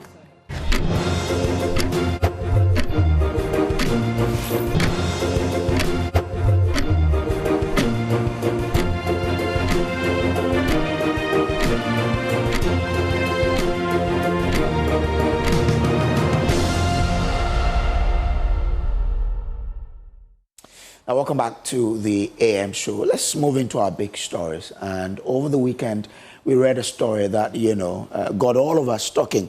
Now, a medical doctor is said to have lost his life tragically when his heart had a failure. Despite being airlifted to Accra for thorough care, death laid its icy hands on him even before he could get that care that he was looking for. Some healthcare workers are asking government to prioritize the provision of basic health amenities in the country. Now, we've been joined by Reginald Sechi Brown. He's chairperson of the Early Career Pharmaceutical Group, of the Pharmaceutical Society of Ghana. And he wrote that particular piece that we read, all of us read on social media. Thanks for joining us here, sir. Now, we want to really understand, the issues. Run us through what you said was needed to have been done that could not have, been gotten at the Konfo-Anokye Teaching Hospital that resulted in him being airlifted to Accra. Okay, thank you for this platform. And as you rightly said, this weekend has been one of a morbid situation for Ghanaians. Particularly in Black, because this is a national tragedy which shouldn't have happened. And it has become so normalized that Ghanaians have become desensitized from the situation. So the late Dr. Kwame Ofori was required a service in the Konfo-Anokye Teaching Hospital last week. Interestingly, the whole of the Ashanti region didn't have what we call the cath lab, which means that he needed to be flown all the way into Accra. Now, when you have what we call an MI, a myocardial infarction, or what people would normally call a heart attack, you need what we call a PCI, so to speak, so that it helps free the system in a way such that whatever blockade that the individual is facing would be resolved. Strangely enough, this system is not available in the whole of the Ashanti region. And you can imagine this is just one doctor, critical doctor we have lost. You can imagine the number of Ghanaians we have lost as a result of such intervention in the Ashanti region. And this situation does not only pertain in the Ashanti region, it's pervasive in other regions as well. If you check the statistics, you realize that not only the Ashanti region, it's not only the Ashanti region that this service, the cath lab service is unavailable, but in the northern regions as well, outside of Accra. So currently, aside Accra, where you have about 2 or 3 places having these services, any other places outside of Accra where you require this service, it means that you have to be flown into Accra. I don't understand why something like this should happen in a country of 30+ million people. So this is the situation, the sequence of events. Of course, I recognize that the family is still, I mean, this is a shock to all of us. So not to go into things that would open fresh wounds, but just to say that a cath lab would have been very critical in intervening in this situation. Unfortunately, that was not available. But of course, this speaks to a more broader issue, and I'm sure as the conversation goes on, we'll be able to unpack some of these things. I've also read elsewhere that this is a doctor who was saving people from dying through the same heart attack. Is that true? Rightly so, rightly so. Imagine an emergency specialist who has dedicated his life, and this is his life work. He has dedicated his life to saving people, and he ends up in a very situation where that one time that his country was supposed to come to his aid, we were unable to do it because the services were unavailable. Now, this has been happening for a very long time. I've seen quite a number of comments from people on social media that, is it the case that we've lost one of us? That's why the conversation has become topical. That is not the case. As far back, we've lost several prominent Ghanaians. We've also lost various individuals as well. Prime cases that comes easily to mind. PV, the politician PV, we lost him as a result of some of these lapses in our system. We also in the past, not too long ago, not to open any fresh national wounds, but remember the issue of our late vice president's situation in a gym. Basic amenities that could have been provided in such a setting. You know, due diligence should have been done in places like that. Nothing was done. And then we've had a whole certain precedent. How did he end up? How did his situation end up? Now, let's not forget, a few years back, we had a 70-year-old man who was taken to about 7 different facilities and he ended up dying. Now, these are the pervasive systemic issues that have happened over the period. We have become too acclimatized. We have become too desensitized and normalized death so much so that when now people pass on, it becomes, we invoke the cliche that it is God who gives and it is God who takes. But that's marks of mediocrity, because the very God who imbues us with that knowledge to be able to say that, yes, he's the one who gave and he's the one who took, is the same God that has given people systems to be running. And these are not this is not rocket science. These are systems that if they were in place, this doctor's life could have been saved.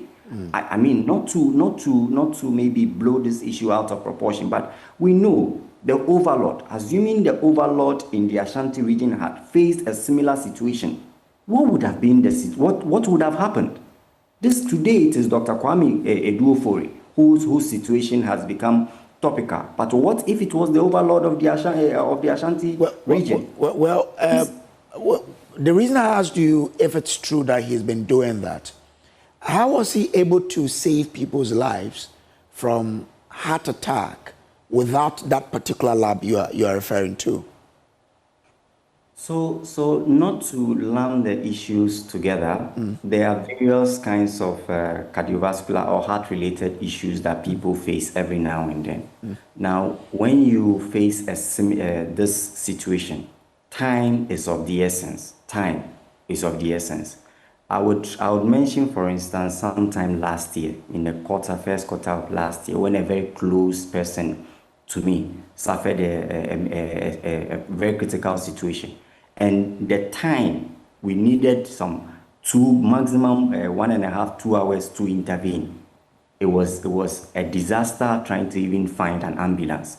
In his situation, not every patient who would present with an MI, but if that patient does present with an MI and he requires a PCI, then of course the criticality or the seminality of a cath lab and the various instruments that are supposed to be put in place has to be there. But of course, he has been saving people who present with all kinds of heart-related issues. But in situations where you need a cath lab, then it's like asking a surgeon to perform a surgery and you have tied his hands to his back. Let me just remind us. If you remember very recently, an issue happened in the Tamale Teaching Hospital and the Minister of Health had to intervene. Now, the situation was not properly dealt with in a sense that the doctor at the time, I think Dr. Valentine and his team, were trying to explain that what they needed actually to do their work was not available. And that's the thing about the health system. You cannot conjure a system into existence if it doesn't exist. And that's exactly what happened in the case of Dr. Eduofori. So in patient situations where they are able to intervene, they will be able to do something. But where there's a critical need of a cath lab, which it has to and must exist, you cannot perform any miracle in such cases. So yes, patients who would present, and he as a doctor, as an emergency physician, has been seeing them on so many cases, they will do what is humanly possible. And then let's not also forget that there are not too many of these emergency physicians around. And when things like this, misfortunes like this happen, those around should be able to, first of all, recognize what is happening to you. That's one.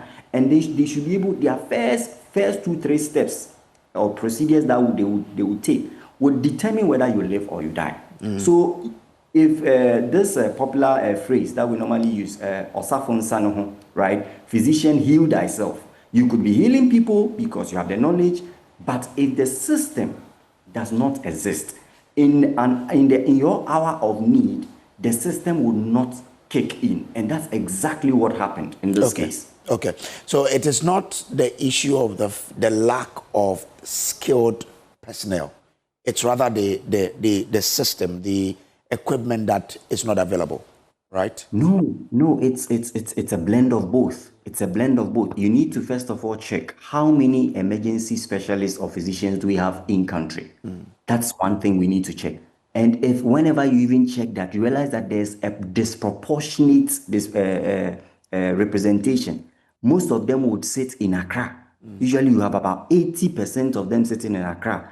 And then you have a few of them sitting in Ashanti region. In the other regions, they are up to their faith. And that is what has been transpiring across the health space over a very long period. And this brings to mind the issue about the campaign we are even doing about high pharmacists now. You would not believe it if I tell you for the last 5 years, the Ghana Health Service has not recruited pharmacists. 5 years. 5 years. So if you should ask yourself, what is happening within the health system if pharmacists have not been recruited for 5 years? And that's the same thing. In our national planning, strategic planning, we should be able to ask ourselves, if our population is 30+ million, how many physicians do we need to be able to manage this population bulge? I think the last time I checked, our population increase is just about 2.1%. So we should be able to plan and know how things would turn out. Last week, I was in Ho for the better part of last week, and I realized that there's a gap, for instance, in at the health center level, there's a gap of almost 4,000 plus pharmacy technicians at that within that space. Who is accounting to who? And this is the same thing. So the first thing is there's a question of the availability of the skill. There are emergency physicians who are available, yes, but how many do we need to be able to run a robust emergency system? That's the first question. And then two, the conversation about having a cath lab. Accra cannot be the only place having a cath lab. Ashanti region is critical. Every single region, we now have 16 regions. So if we are being fair, at least every single region should be able to have one. If it should cost you about $500,000 to be able to mount one, we give all kinds of flimsy waivers, car waivers to politicians, and these monies can actually help set up these labs.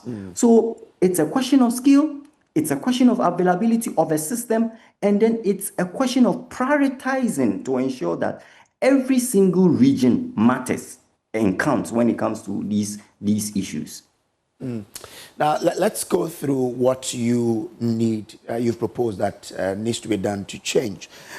You're proposing that there should be a moratorium on Agenda 111, for the next 18 months. Why do you want us to do this?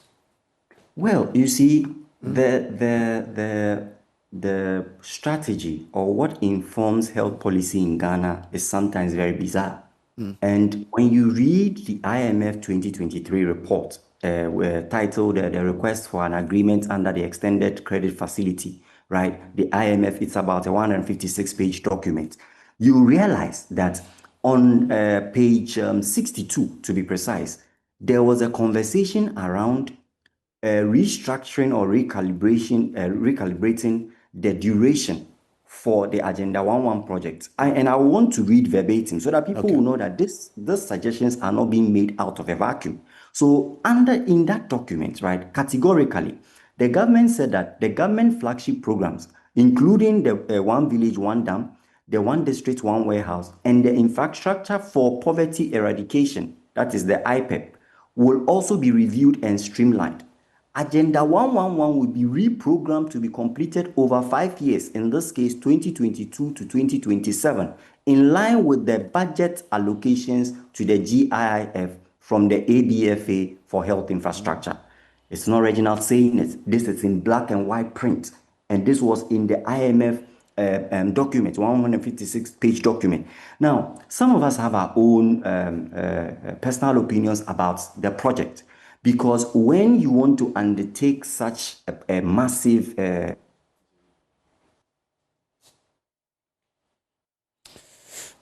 analysis, the health system, and the health system at the time, there are obvious gaps. There will always be gaps within the healthcare system.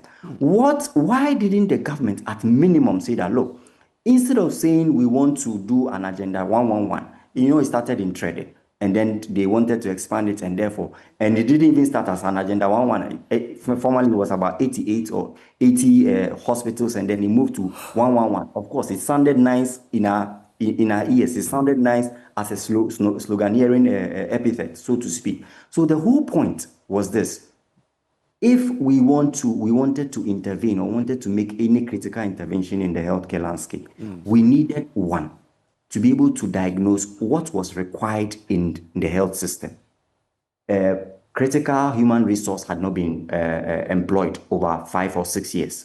We still have nurses, we still have doctors, we still have allied health who are consistently agitating for recruitment. That was one thing we could have done instead of even starting the Agenda 111. And then two, we could have also looked at the already existing hospitals. If we had done that, the Tamale incident wouldn't have happened, where the minister had to now go and intervene, and then later a piecemeal donation was done. That wouldn't have happened because we would have revamped those institutions, the teaching hospitals, to ensure that they were running at full capacity.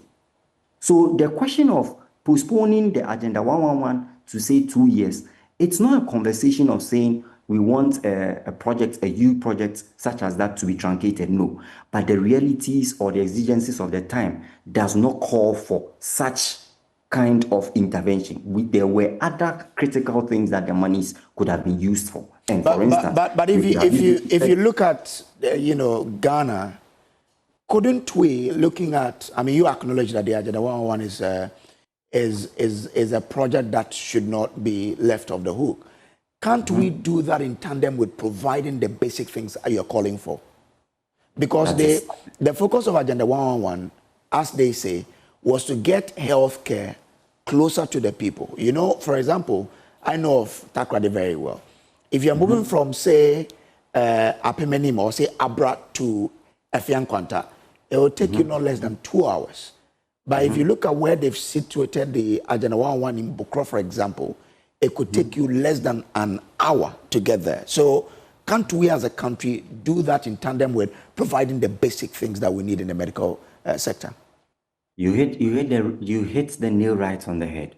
So there were certain nodal areas, and you've cited a very classic example. There were certain nodal areas in the country which obviously needed some kind of health institutions being set up to be able to cater for the people. So that's a fair point.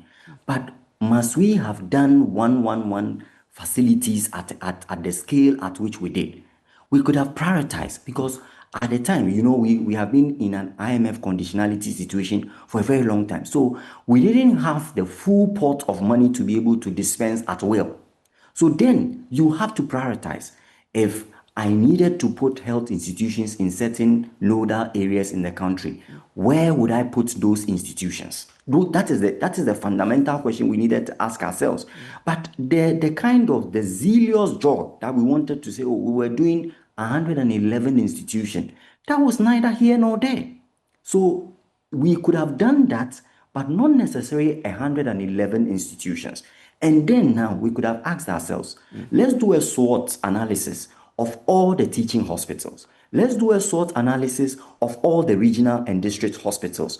What are the human capital needs of these institutions? What are the equipment or the resource needs for these institutions? And then we provide, in tandem with ensuring that critical infrastructure is strategically placed across the country to ensure equitable distribution or access to health. So that was what we could have done. Yeah. But for some reason, for some very bizarre reason, we decided that we wanted to do this Agenda 111, even though we knew we couldn't have finalized it at the scale at which we wanted to do that. Okay. Interesting point you raised there. Now, number 2 on your to-do list is to launch a national equipment mobilization campaign. And you are proposing to government that there should be a government-led, globally supported Ghana Health Infrastructure Emergency Fund. And this should invite contributions from bilateral partners, diaspora networks, and philanthropic entities to purchase critical diagnostic and therapeutic equipment, including favorite cath labs. Now, if you look at the 3rd and 4th point, and I want us to get to it, it says, disclose the current state of healthcare, a state of the health system address. Ghanaians deserve to know the actual conditions of their health infrastructure. Let's look at point 4, because we need a national televised address backed by verified data to outline, 1, where critical gaps exist, beds, cath labs, oxygen plant, imaging equipment, amongst others, regional disparities in emergency care, the government's roadmap for fixing these deficits over the next 24 months. Very critical proposals there. It says 4, set up at least 4 regional cath labs within 12 months. We propose immediate investment in setting up cath labs in 4 regions: Konfano Teaching Hospital, Ashanti, Tamale Teaching Hospital, Northern, Cape Coast Teaching Hospital, Central, and Ho Teaching Hospital. That's in Volta. Okay. 5, integrate pharmacists into emergency and specialist care systems. Hashtag hire pharmacists now. Now, I mean, with your cath labs and the distribution, what is the reasoning behind how you've distributed them? Yes, so you see, already Accra has cath labs in Accra. Now my proposal is that we explore the possibility of setting up cath labs in the Ashanti region, And obviously, this will be stationed in the Konfanochi Teaching Hospital. So that will serve those within that enclave. Then you have Tamale. Now we have the northern belt. The northern belt would serve as once you have a cath lab in Tamale, it will serve the whole of the northern belt. So once it sits at Tamale Teaching Hospital, it would have been ideal, of course, because the north is, I mean, it's a huge span of land. But of course, once it's in Tamale, at least it's far better than if the person has to be flown all the way to Accra. So it serves the northern belt. Then Cape Coast, the centrality of Cape Coast. So Cape Coast Teaching Hospital would be able to at least feed Western region as well. In fact, it will even be critical to have one in the Western region, given the population bulge there as well. And then the whole teaching hospital. So you can see that there's more or less like a triangular arrangement of where these cath labs will sit. So that whichever part of the country you find yourself, it must not necessarily be the case that you have to be transported to Accra. That is the whole idea. Accra should not be at the heart of our healthcare system. Yes, we can have all kinds of critical investments in Accra, but at the end of the day, bottom line is that every region deserves better. If we cannot provide 16 cath labs, which I believe we should be able to, at minimum, we should be able to put them in these critical regions to ensure that they serve the good people of this country. You mentioned the point about the resource, mobilizing the equipments across board. Before that, not to put the cart before the horse, there's a critical conversation we need to have about this whole emergency system. We need to have a mindset change about the way we manage emergency in this country. I remember last year, before even then, some of us had written extensively. I remember I had written a piece beseeching the University of Ghana and a couple of the Ministry of Education some years back that we should incorporate the training of basic life support training right in school, so that everyone who passes through our educational system has a fair idea of what an emergency is, what it takes to be able to administer a basic life support, assuming somebody collapses in a place like Makola. For some reason, we've not been able to do that. In other countries, this is basic training that is done. Fortunately, last year, we had the first cohort of young pharmacists that were able to go through such a training. And I believe that this should be something, a low-hanging fruit, that we should be able to take place. Then, if an emergency should happen, it should be on the lip of every single Ghanaian to know what number to call. And before knowing the number to call, you should even know what to, at minimum, you should be able to do. If it's a stroke the person is experiencing, time is of the essence. So if the person has no clue that this is a sign of a stroke, if you go to a place like Spain, they have what they call the stroke code. In other countries, they do. So when there's a stroke, a protocol kicks in. But it's like we consistently align everything to, we leave everything to God. And I don't think that's fair. Okay. Reginald, solid point you've raised there, and I hope that government will listen to your call and listen to all of us and intervene so that we can get it. And because you said it takes $500,000 to set up one, right?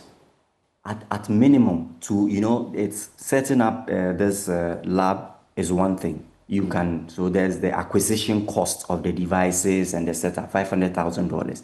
But of course, you have maintenance costs that will come along the line. And that is where I want to maybe make my most fundamental point. That in all this, we are calling government. There's an element we have left when in this discussion over the period. In the hospitals that these things are required. Internally generated funds are also critical. There should be performance contracts for every single CEO in any hospital, such that if people die on account of the absence of these things, people have to be fired. People have to be fired. The minister cannot be anywhere. In as much as we are pushing the minister to respond, to intervene, within the hospital, there's a leadership structure, and people have to be held to account. People have to deliver. Reginald, I'm grateful to you for sharing with us your thought this morning. Reginald Sechi Brown, the chairperson of the early career pharmaceutical group of the Pharmaceutical Society of Ghana and government. This is a call to you to ensure that, you're helping in getting us the solutions that we're looking for. How our health sector can get all of those equipment to help in how we can, solve some of these challenges. But as you do it, please, he enumerated some regions. Include Western, because Western will take care of the Western North and the Western region. We are quite a large space of land, and so add us to it. I mean, if Nkwanta Regional Hospital can accommodate that particular facility, and it would help all of us in the Western and Western North regions. Well, so that is what it is. Let me now move on to my next discussion, which focuses on the education sector, because last week we brought you a statement or a development in the educational front where TEWU-GH were criticizing the Tertiary Council of neglecting them from serving on board and rather giving that particular opportunity to TEWU-TUC. Today, TEWU-TUC is expressing concern over that particular, position or posture by TEWU-GH. And we have in the studio someone from TEWU-TUC to have a conversation with. Now, Ken James Azoteba is General Secretary of TEWU-TUC. He would help us appreciate the issues far better. Grateful to you, sir, for coming. Yeah. Now, TEWU-GH, of course, they broke away from your group. According to them, they have majority of members. And they say that per the convention, the union with the largest body has that right to represent the workers on university councils. Why are you still the people who are occupying that position instead of TEWU-GH? Yeah, thank you very much, and good morning to you and your listeners. Convention is interesting to hear that about convention. I'm not quoting them. Okay. I'm paraphrasing from my understanding, as I recall. So if I'll go this way, the Teachers and Educational Workers Union, which is one of the biggest local union that is affiliated to the Ghana Trade Union Congress, we do industrial relation organization for all our members across the various public universities, public technical universities, the pre-tertiary institutions, that's the secondary schools, district education offices. In fact, my membership covers all non-teaching staff. Okay. Or we call them the education support personnel. Hitherto in 1962, when the union was formed, or it came about with a federation of all the university workers and all the teachers in the country coming together to form the Teachers and Educational Workers Union. And then somewhere along the line, the first president of the country decided that the teachers who have gone to the training college should not be part of it, that they should be separated. And that is how come the National Association of Teachers have not, Ghana National Association of Teachers are out of it. And so we have been in the education space all this time, making sure that there's industrial peace and harmony. But is your membership automaticity, or it's by someone deciding to join you? Such that, because you are laying claim to the fact that workers in the senior high school and all of that are part of you, but is it automatic? It's not automatic, but also somehow automatic, because when an employee or somebody is employed within the education space, you are given an appointment letter. In that appointment letter, you are supposed to be covered by a union or belong to a union, or the class of work that you are doing will put you in a class or a union classification. And we have what we call the labor collective bargaining certificate. And that gives us a right to negotiate for this class of workers. So depending on the job that you are doing, you will be put on that class, and then you will be put as a member of our union. That does not end there. We still come to you with option forms. for you to opt to be with the heirs. Then you are put on payroll deductions, and then you deduct your dues, and we give you our constitution, and then our rules and bylaws. So one has to decide whether he'll be with you or not, yes. But how many people do you have throughout the country now? Throughout the country, we have about 85,000 members. Okay, yeah, 85,000 members. Is that the reason you are still the ones occupying the boards? Oh, no. With the public universities, what has happened is that every university is established by law. And the university's law are called the Acts and the University Status. And that gives the ground rules of what should happen in the university, who should be the governing council, what is the composition of the governing council. And that has been there since this year. And that takes into cognizance the group of workers or the union that have a collective bargaining certificate to negotiate for a class of workers. And so when they did that one, per the University Act, the rep of the Teachers and Educational Workers Union must serve in the University Council as one of the rep. Okay. That should be appointed by His Excellency the President. And that has been what has been happening all this period. Now, coming back to the issue of whether we have members or not having members, it's not any, there's no ambiguity about it. The group that came here, the Tertiary Education Workers Union, they were part of us. The gentleman that came here was part of our leadership, and the University of Development Studies and the Kwame Nkrumah University of Science and Technology. They had been local union chairmen, and we allow local union chairmen to serve in our councils. As a general secretary, I only right to say that, oh, University of Ghana, this is my local chairman. Minister of Education, please, this is my nominee for the University Council of University of Ghana or Cape Coast University. Then it's going through the due process of security checks before the president finally signs. Now they broke away in 2021, thereabout. Per our the Teachers and Educational Workers Union Constitution, for you to break away or resign from the union, once you are entered and you are part of us and we give you the enrollment form and we start deducting and we start servicing you, we do negotiations for you and we do everything for you. What your obligation to us is to also stay committed, participate in any activity that we do, take any position that is available, attend our seminars and courses, training, upgrading, retraining. We do that. And so they broke away. And when they broke, what did they break away? They had served in the same council in our name for 2 terms. And after the 2 terms, they said that, oh, they will not go.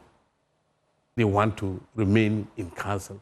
But per the laws of this country, nobody can serve in any governing board or council more than 2 terms. You do that, then you have to come in as the chairman of the council. So if you are not coming in as a chairman, the law stipulates that after 2 4-year term, nobody can serve in the council. And so these our gentlemen said no, they still wanted to go to council. And because of this argument, they made us for Kwame Nkrumah University of Science and Technology and the University of Development Studies from 2020 to 2024. My brother, we could not attend or represent our members in council because of these arguments. And when we are talking about numbers, currently you are working at your TV. If you decide to break away from your TV, people have worked here and they have left. They don't take the staff away and say that all the staff that are here, your crew members that are here, they are now all going away with you and you are forming a new Joy TV, and therefore you have gone with them. Unless they agree to join. Unless they are ready to join. And that's just what the gentlemen that came here, they are doing. The TEWU-GH people. Okay, but let's explore this further. You said 2020 to 2024. Yeah. UDS and KNUST, you weren't able to put people on council. Yes. Why that? Because of these arguments that they have numbers, we don't have numbers. And it's not about numbers. when we are even talking about the numbers, we have the numbers because the payroll deductions that takes the union dues of members have in it the Teachers and Educational Workers Union. And that's why they have... But it doesn't have the Teachers and Educational Union GH. No, you see, the labor law says that if you have come out to register a union and that union has a name that is closely resemblance of another existing union, then you should change your name. And so they are Tertiary Education Workers Union. We are the Teachers and Educational Workers Union. Okay. And since 1962, we had acronym ourselves to be TEWU. And our TEWU, TEWU, stands for the T for truth, the E for enlightenment, UW for wisdom, and unity. Okay. And they know this. Okay. And so they are coining this one just to be able to take our members. Okay, so it means that they have also been duly registered, right? As a Tertiary Education Workers Union. Yes. They have been. Yes. Now, you've not been able to put people on council between 2020 and 2024 because of what was happening. Yeah. Just for those schools, 2 schools. 2 schools. Yeah. What was the argument from GTEC? From GTEC, you know... I'm sure they play a role. Yeah, they played a serious role. Okay. One of the reasons why we didn't go to council was, one, these same executives that are breaking our way had done their 2 terms mandatory period. That you've said, yeah. And so that was, they could not go. Then they said, okay, if we were with the Teachers and Educational Workers Union, we have done 2 terms. Now we are now on our own, so we want to start our own term. But the law does not allow them to be but your union was still there. Yes. Why didn't you? Why we you know, the president have to appoint. So when it goes through the process and then maybe the Director General, GTEC, the Minister of Education, they are not too very clear about these issues, then they want to hold on because they want peace. And we had been patient for 2020 to 2024. We didn't have any problem. But I want the reason they gave you for holding on. The reason for giving us was nothing. In fact, it was just because those executives of ours who said they insisted in staying. That was the only reason. It is this year, 2028, after the new government came, we started again. And the reason our members were appointed, were sworn in, some of them were even sworn into council. But then the Director General of GTEC listened to the Tertiary Education Workers Union complaint and decided that, oh no, if this is what is going on, and they claim they have the numbers, let's hold on. And then we protested to the minister that, look, the law is the law. In this country, the law must prevail. And if the law says that the composition of a university council is A, B, C, D, those groups are all there. Why is the Teachers and Educational Workers Union not there? If they claim they have the numbers, we don't have any problem. Let's go and do the verification. When the verification is done, that doesn't even end it. The law must be amended. Until the law is amended, you cannot just take the power into your hands and say that, hey, brother, move away from there. You are not having... No, we don't do it that way. There should be civility in this country. And that is what had been the problem. Okay, so remind us again. The laws or the act setting up these universities has which union? Mention it. The various universities, public universities, have one rep from the Teachers and Educational Workers Union. Oh, so it's specific? It's specific. Teachers and Educational Workers Union. Oh, okay. Interesting. So and so until the amendment. Until the amendment, we told them. So when we even met, so Prof, the Director General of GTEC came to call all of us and told us that we should sit down and we'll talk about it. They are talking about they having members. That one is in dispute because we know the members are our members. You have taken over with some force. And let me explain this way. We have in the union organization, I am working for the TEWU-TUC, the Teachers and Educational Workers Union. I draw my salary from the Teachers and Educational Workers Union. Government don't pay me. It's the members that pay me. These gentlemen that are talking we are talking about the Tertiary Educational Workers Union, they are employees of the public universities. Okay. They are paid by the public universities. So as I sit here and I'm talking because somebody is paying me in the Teachers Educational Workers Union. I'm not using government time to come and sit here and talk. But they are using government time, they are employees. And that's why the trade union is organized to come and then represent them. So when they are working, we can. So between 2020 and 2024, all public universities had your members on council. Yes. But for UDS and KNUST. KNUST. Because all those universities, they don't have members there, or what? We do, but you know I'm talking about the other universities that you had people on council. The TEWU-GH don't have members there. Oh, they claim they have members. It's just a few. The headquarters is in Tamale, the UDS, and the Kumasi is also another trouble spot because the indiscipline is high, and we have been calling upon the various, the Director General GTEC and then the Vice Chancellor's Ghana to ensure that the law works. There should be discipline. When we come here, the law must work. But the law is working for your favor, isn't it? Yeah. In your favor. You said now you have reps on all the council. Yes, please. So KNUST, UDS, UCC, all over, you have members. Yes, yes. So the law is working in your favor? Well, sure. Okay. The law is working, but you see, they are calling on a strike that hasn't got any basis because going to council representation is not an item that we negotiate for. It is an item that is established by law. Okay. The members of convocation, the university convocation, the lecturers, one rep. Members of SI3, one rep. Academic board, one rep. Senior staff, one rep. Then the non-teaching staff, one rep. That is how it does. And until the law is amended, nobody can change that. Okay. And that's what we've been calling. But once your members are there, then the strike won't bite. All our members are working this morning, and we think this strike is just a joke. It will never bite.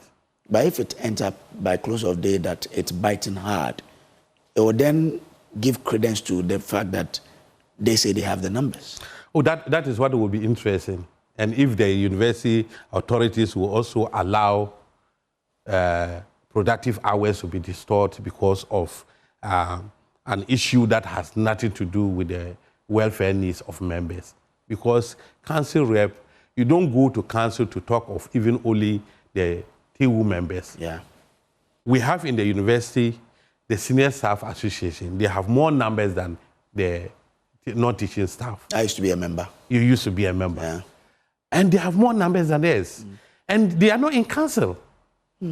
All this time, they are an association. Since they broke out from us, they are an association. And they take care of only the welfare needs of their members. And they go to negotiate. They have a different condition of service, a collective bargaining, and they negotiate.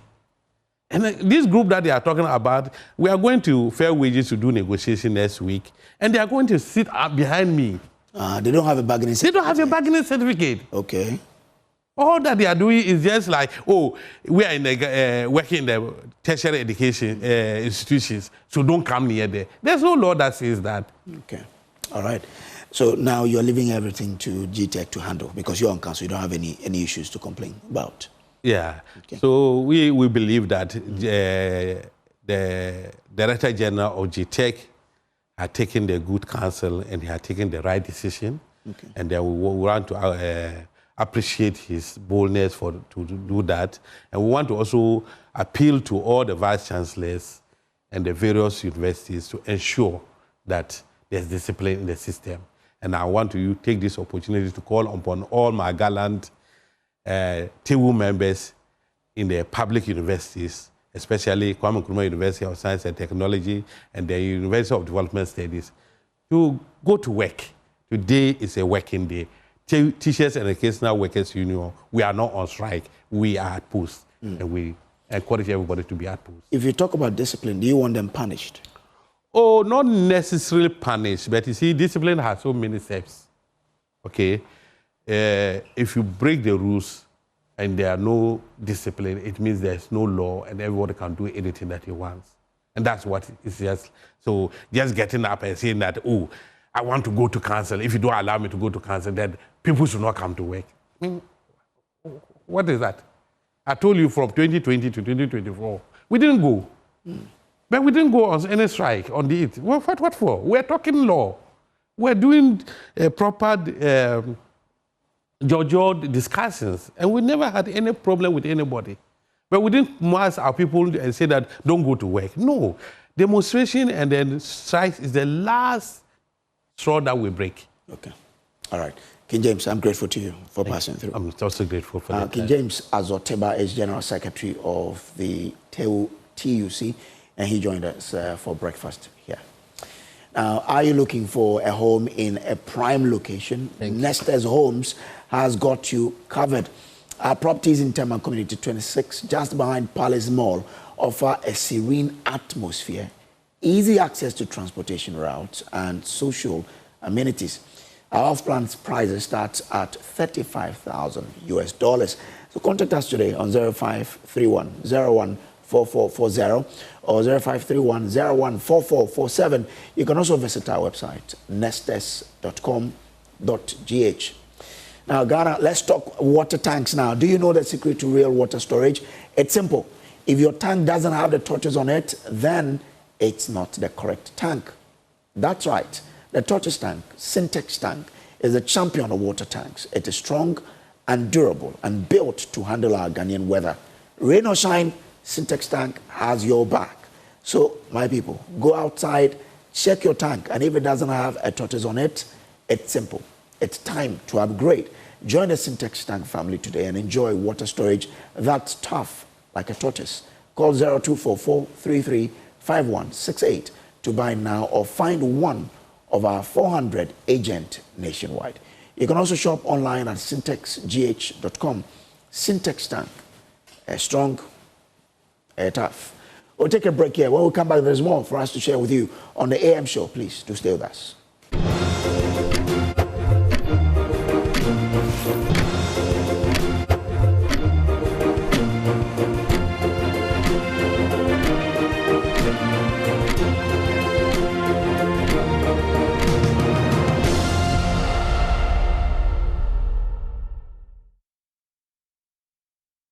Welcome back to the AM show, which is sponsored by Waylead Properties, and we provide quality housing at affordable costs and with a flexible payment option.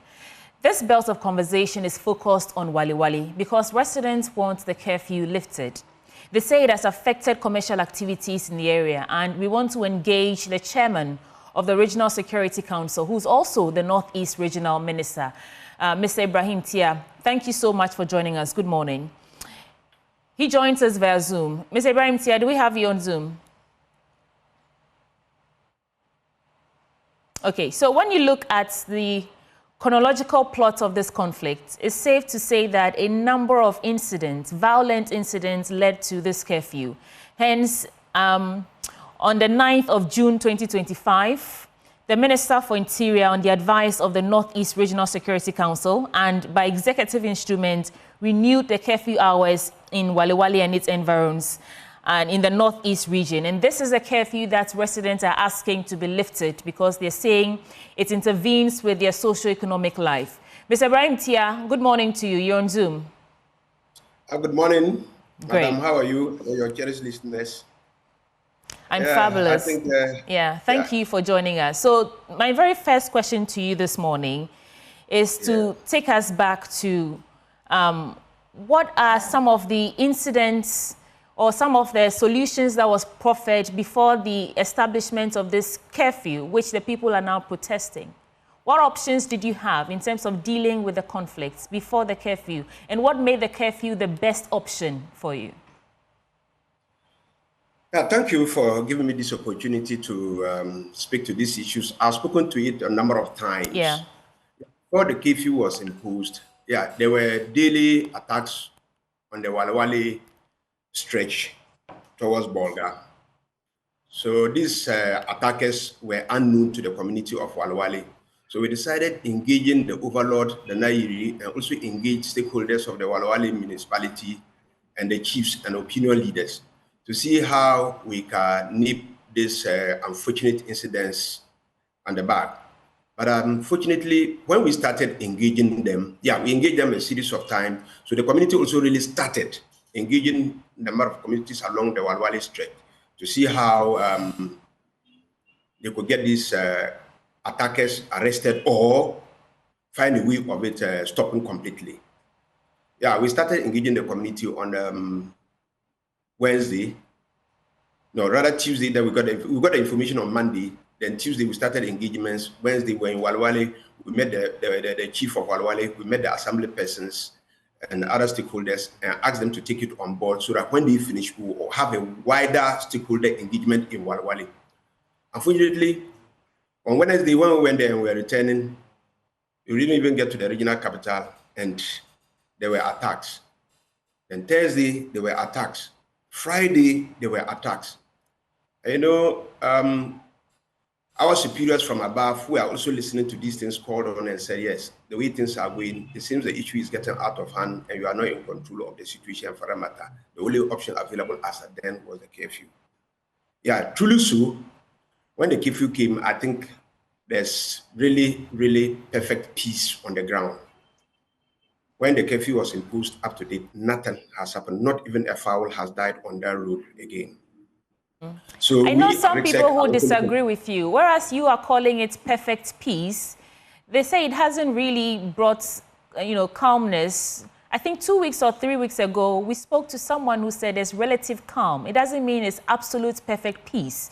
But, I mean, tell us again exactly how the curfew has contributed to reducing the violence and protecting the lives and properties since its implementation. Let's understand what you mean by that. Let me react to the relative calm as compared to the perfect peace that I'm talking about.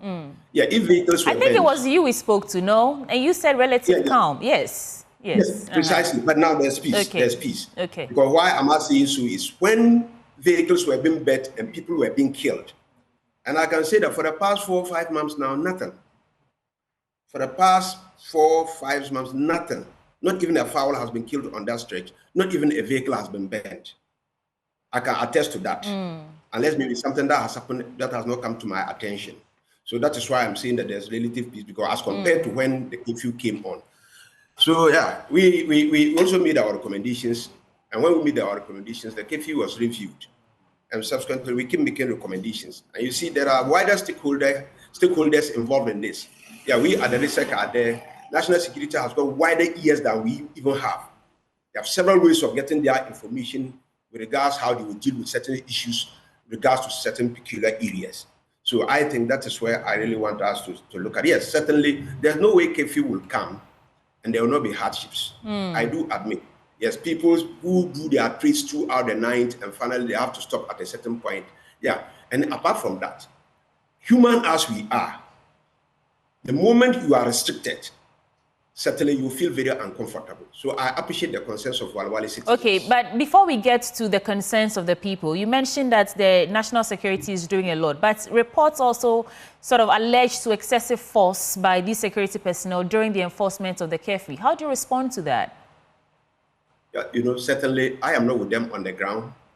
It is the various regional security capos that will brief me about the situation on the ground. And if that is not brought to my attention, certainly. But those that come to my attention, I may follow up to call. I've heard ABC. What is it? What is the reality on the ground? Yes, some come and they are true. Some too sometimes are exaggerated. So, I mean, the fine line between what's exaggerated and what's true is accountability. So what measures have you put in place to ensure that the people who've been sent there to protect the lives and properties are not overreaching, or they are not going beyond the limits of the law in terms of enforcing this curfew using force? Yeah, that is very true. We at the Regional Security Committee, we always meet, and whenever issues come, we sit down and address them, and then we talk to the community. We engage the DC, who is now at the grounds there. Most issues, when they come, I refer them back to the district chief executive to take it up with the municipal police commander and all the other security forces that are working within Walwale town. So we are always in touch on some of these issues. Okay, so you cannot confirm nor deny whether indeed the military personnel are using brutal force to enforce this curfew? As I speak to you, The municipal chief executive is there in the community. He's a native of that community. Myself, I'm a native of that community. And when issues come, certainly we follow it to the bottom of the matter. We just don't leave it ajar. Yeah, there are certain concerns that may come to our attention. Like your newsman, you go and meet somebody and speak to that person, and that person raises certain concerns which are not reported to us. How can we deal with an issue that is not reported to us? These are some of the issues. Okay. So now let's talk about the concerns of the people now. I mean, you started by saying that definitely when there's a curfew rather, people will be uncomfortable. Life will not be as free as it ought to be. So I guess the question is, knowing that this curfew affects the socio-economic lives of your people, what measures have you put in place to mitigate the impact of that? Well, we have made recommendations, and then we are seeing how they will be implemented and how they will be worked on. And then when finally the curfew Pray tell, what recommendations are these?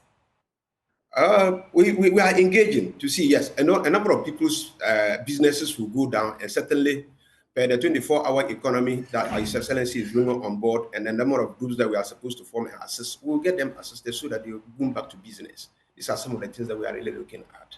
Mr. Ibrahim Tia, your people are listening to you this morning, and you say that you understand the plight, they're facing in terms of the impact of this curfew on their social and economic life. And you also said that you will have some recommendations and you're waiting for response. It would all go well for the team in government to elaborate on what these options or recommendations are so they can follow through with you and not just assume that you're doing things that would hurt them more than help them.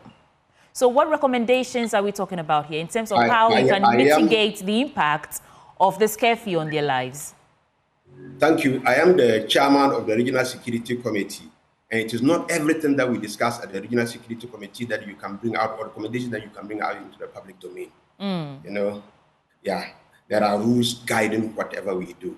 There are some that we have to leave it and then pursue with the authorities that be in Accra, our bosses, our superiors there, so that we see how we can get issues resolved peacefully and amicably on the ground. Okay, so how are you collaborating with the traditional authorities there? Because as we speak, I think they are the ones who actually lead these opinions. How is the Regional Security Council collaborating with opinion leaders and others to at least let them know that it's for their best interest that this curfew has come? Well, certainly with the traditional leaders, I'm in constant touch with them always. As I'm talking to you, there are a number of opinion leaders that I'm even going to engage after this meeting on several dimensions. Peace, development, and social interventions, all. We engage constantly. You cannot be a leader without engaging with the traditional leaders and think that you can work effectively. That one, we have been doing it. So beyond this curfew, I mean, you have said that for some months now, we've not seen any violent attacks, and that's good news. So beyond the curfew, what are you doing to ensure that we don't see a resurgence or reoccurrence of these violence? And I mean, that question is even on the back of whether or not the curfew will be reviewed, because that's what the people are asking for. Do you intend to do that? You and I know when curfews are imposed, there are a series of measures that they follow before they always consider a review of the curfew. We have made our recommendations, and then I am not the final authority, but we have made our recommendations. And so I think the authorities that be at the top will look at it and see what they can do possibly. Okay. And the curfew, sorry, go ahead. I said towards the lifting of the curfew or reviewing the curfew. Not the curfew will be lifted or reviewed right now. Although that's what the people are asking for. I can't see categorically. I can't see categorically because that doesn't lie in my bosom. Okay. What about the root cause of the problem? I mean, the curfew is a reactive measure to calm tempers, but the root cause of the problem, how are you dealing with it? What plans are in motion to ensure that you fix the problem at the root? Before the curfew even came on board, we had already started engagement with the communities, opinion leaders, assembly persons, youth groups. We did it.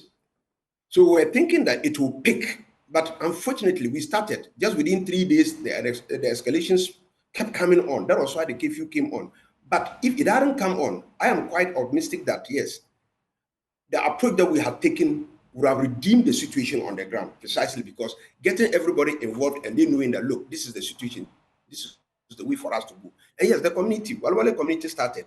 The assembly persons and then the opinion leaders started. So they started engaging BIMC, Gulugu, and then Nasia. Yes, they started the engagements. As at the day that the curfew was even imposed, the final attack on Friday where the bus was bent, that same day, there was an engagement in Wulu, and the people were waiting until when the unfortunate incident happened. The leadership and the youth associations could not go there to meet them, and then that was how it happened. So certainly, these engagements will continue. Aside that, there are spillover effects from Boku that always creates this problem for us in Walawale.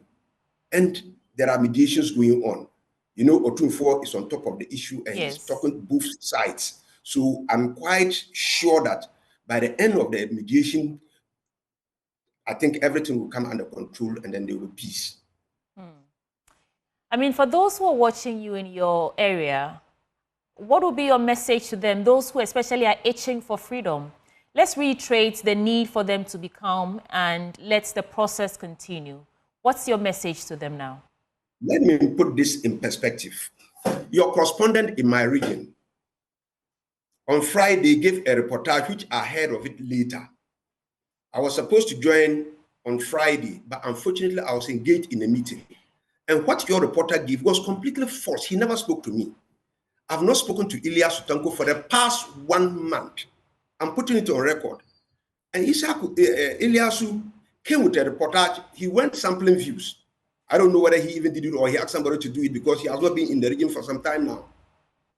Then, at the end of it, saying categorically that I said the curfew necessary in view of the circumstances, which was not too accurate about me, and I was not happy about it. And I want to put it to that because when the report came out, so many people called me, so many audios came attacking me, and I think that that was not fair. Ilyasu should have gotten back to me, speak to me, and I'll speak to him. I've not closed my doors to any media outlet. No, I am talking to you. He sampled opinions. Could it be the case that these opinions are those from the people on grounds? That's what he heard, that's what he reported. Usually when we go on grounds, we report what we see and what we are told. So it could be the case that these are the opinions of the people in your region, no? A moment, he should have reported on the opinions of the people, but not my opinion, where he never spoke to me. He has my contact. I've called him. Since that reportage came out, I called him 3 times. He has failed to pick. I sent him WhatsApp messages. He has failed to respond to them. What is up his sleeves? I don't know. But I think that as newsmen, as a journalist, always give me the chance.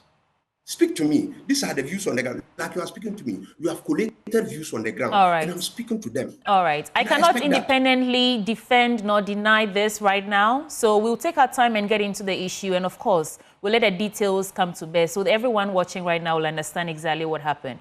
But thank you so much for joining us. I have a minute for your final words, please. Go ahead. Yeah, I wish to appeal for calm and civility. Even myself, I'm a native of Walawale. And there's no way, I don't have any intention whatsoever to punish anybody in Walawale. I don't even have those powers to punish anybody. Everybody understands the issues that were on board. And as at that time, the issues were above us. We met opinion leaders and we told them that, look, this is the situation. When we go this way, based on our recommendations, I think we'll avoid this curfew that has been that we have been informed that if these issues do not stop, it will come up. So let's work towards avoiding it. But unfortunately, we couldn't get to a conclusion before it came out. So I'm appealing with everybody. Let's remain calm. And I think that our superiors in Accra, listening to all that is going on the ground, based on the recommendations that we are also making, certainly they will listen to us, listen to our plea, and either review the curfew or lift it completely for us.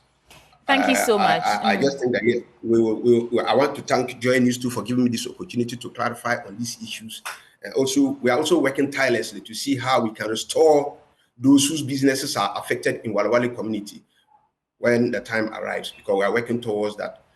And that we tie that in consultation with His Excellency 24-hour economy and then the manifesto pledges that he has made. Yes, we have to revive businesses, we have to help groups. And I think we are doing that. So many groups are being formed on the ground, and we'll assist them to farm. Those who are into business will also assist them to see how they can revamp their businesses. Right.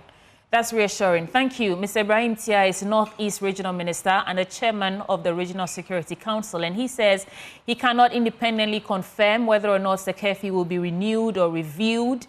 And he's asking people to be calm and that they're working tirelessly to ensure that they find ways to mitigate the impact of this curfew on their social and economic lives. That's it for Wale Wale. Now, are you looking to do things differently, to level up your skills and get ahead in this challenging job market?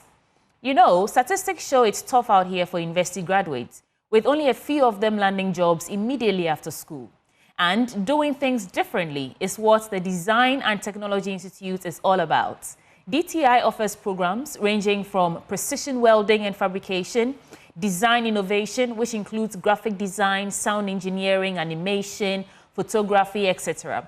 And the biggest one, entrepreneurship.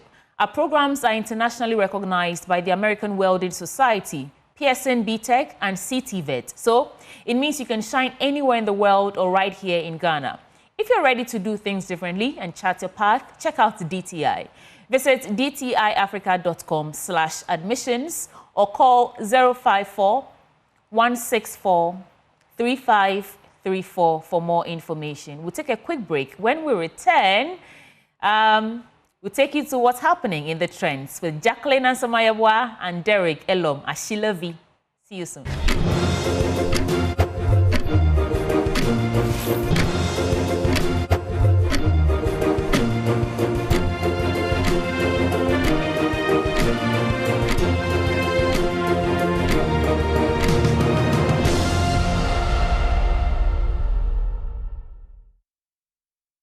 I think you should have started with Derek and Jacqueline. They're standing by, and I'm sure by now, those of you who watch In the Trends dance to their montage. Ladies and gentlemen, what's in the trends? Well, good morning. You ever wake up and check your phone and just go, what's happening again? And you check on your app?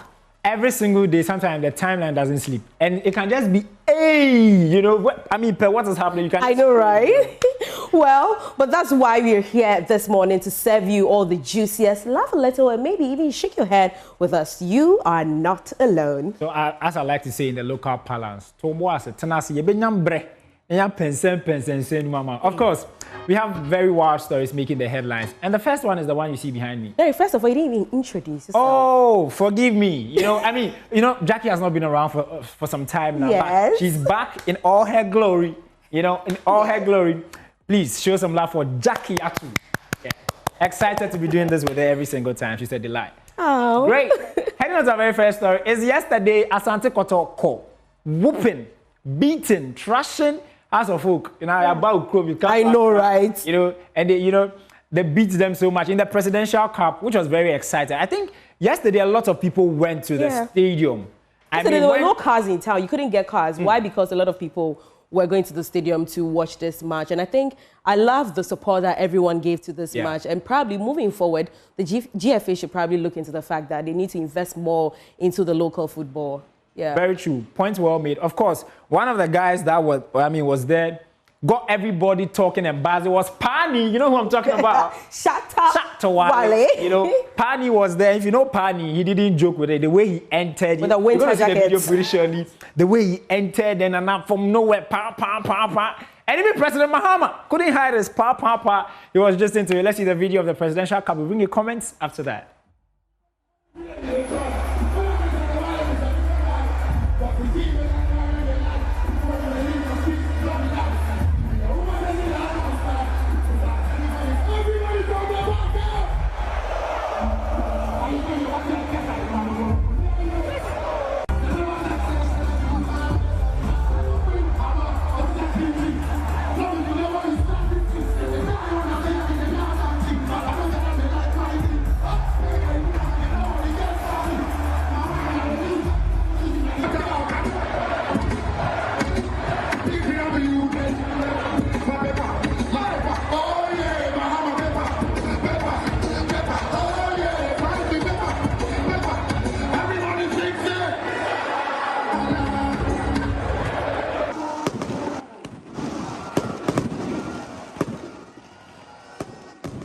And man, I mean, it's part Bahama of the reasons paper. why. I mean, you know, Chatawale is a good performer. Yeah. He knows what to say, you know what to get everybody buzzing. President Mahama couldn't hide his joy. I know, right? Everybody was Jam into excited. the song. I mean, that song was for him. So the fact that he sat down to sing it word for word was so amazing. Very excited. Of course, social media definitely doesn't keep quiet. Definitely. Jackie, run me through the comments. So Luna says that, oh my God, look at how cute the country is, but at the same time, so crazy. What did I Yes, say? because Noma Baby Charlie. So it's so crazy at the same time.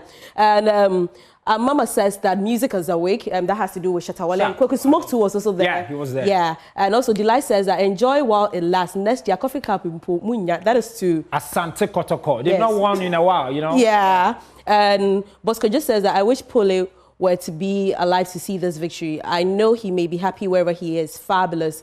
The Kids Club, indeed. Yeah, I'm sure you know Pole is the Kotoko fan who lost the his life, biggest. you know. Fans. Yeah, we brought you the story. Of course, there were other stories that made the headlines, and if it happens, we'll serve you. The story of the rerun of Ablekuma North, you know, is something Where I reported during the Jackie was there for, you know, I mean, our coverage for the elections. Now, when you go to Kwashiman, or even starting from Nyameche, you notice that the footbridge, there are 2 billboards on it. Yeah, thank you. Thank you. Everybody claims they've won. Irabna Obin feels that she's won. Yeah. Her opponent also feels that they've won. And this issue has been linking, and it's gotten so bad that they don't have a representative in the parliament. Yeah. And so, guess what? EC showed up sometime last week and said, let's rerun. Yeah. But even before that, they were against the rerun. Yeah. They didn't want to rerun. They would just Yeah. want to do was it recollation? or collation? Yeah, actually, they didn't want to rerun. They said that they had 3 outstanding police stations that they needed security to fix. And then all of a sudden, people are connecting it to Asiedu Nketiah's statement that the chairperson and her 2 deputies should all clear off because they are incompetent. I'm just giving background. I know. I'm not commenting on this one. Great. So that happens. I guess everybody really wondering. Yeah. NPP disagrees to the rerun. Yeah. NDC says that, oh, soft work. Yeah. I mean, on our mind, they want to run it again. I know, right? And what even makes the whole story a lot more, I mean, some conspiracy theories say that, why would the EC, you know, I'm sure you know the security personnel have been withdrawn from the EC chair. Yeah, but I think the update was that they've replaced it with just police. Yeah, I saw something like that. And so people are reading meanings into it that what at all your is son is happening.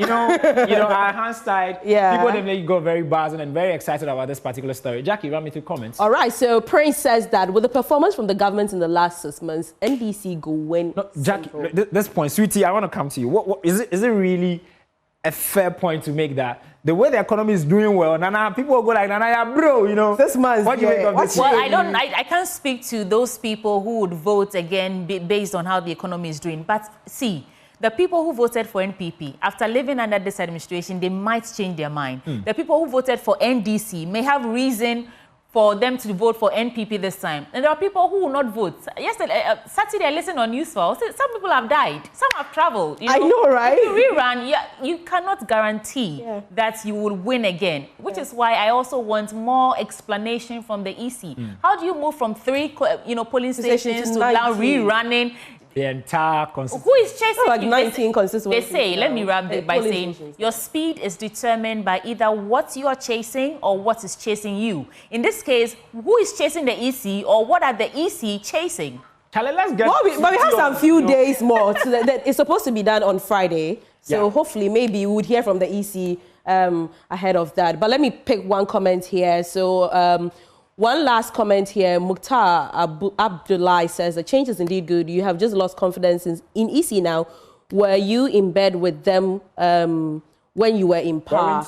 I'm sure it was. Weren't you in bed with them when you were in power? Yes. A lot of comments coming in from people sharing their thoughts, especially after the MPP says that, I mean, they won't agree to this new decision by the EC.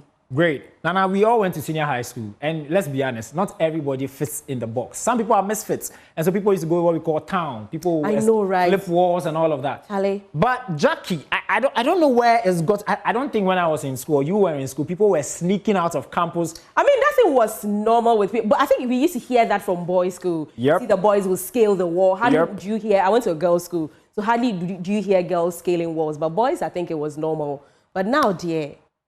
2 St. Louis girls, I mean, publicly called, is it Motem or what's called the pace setters? Yeah, pace setters. Were caught sneaking out of campus in the trunk of a car. Trunk of a car is a car the boots. It could be so long Columbia Nubina Eshasia, and it was a very sad story because these are kids. Yeah. I mean, your mother thinks you are in school, you are learning visual arts or something, and only for us to find out. See the video. Both Kaichi. Yeah, we'll bring you comments over that. Watch it.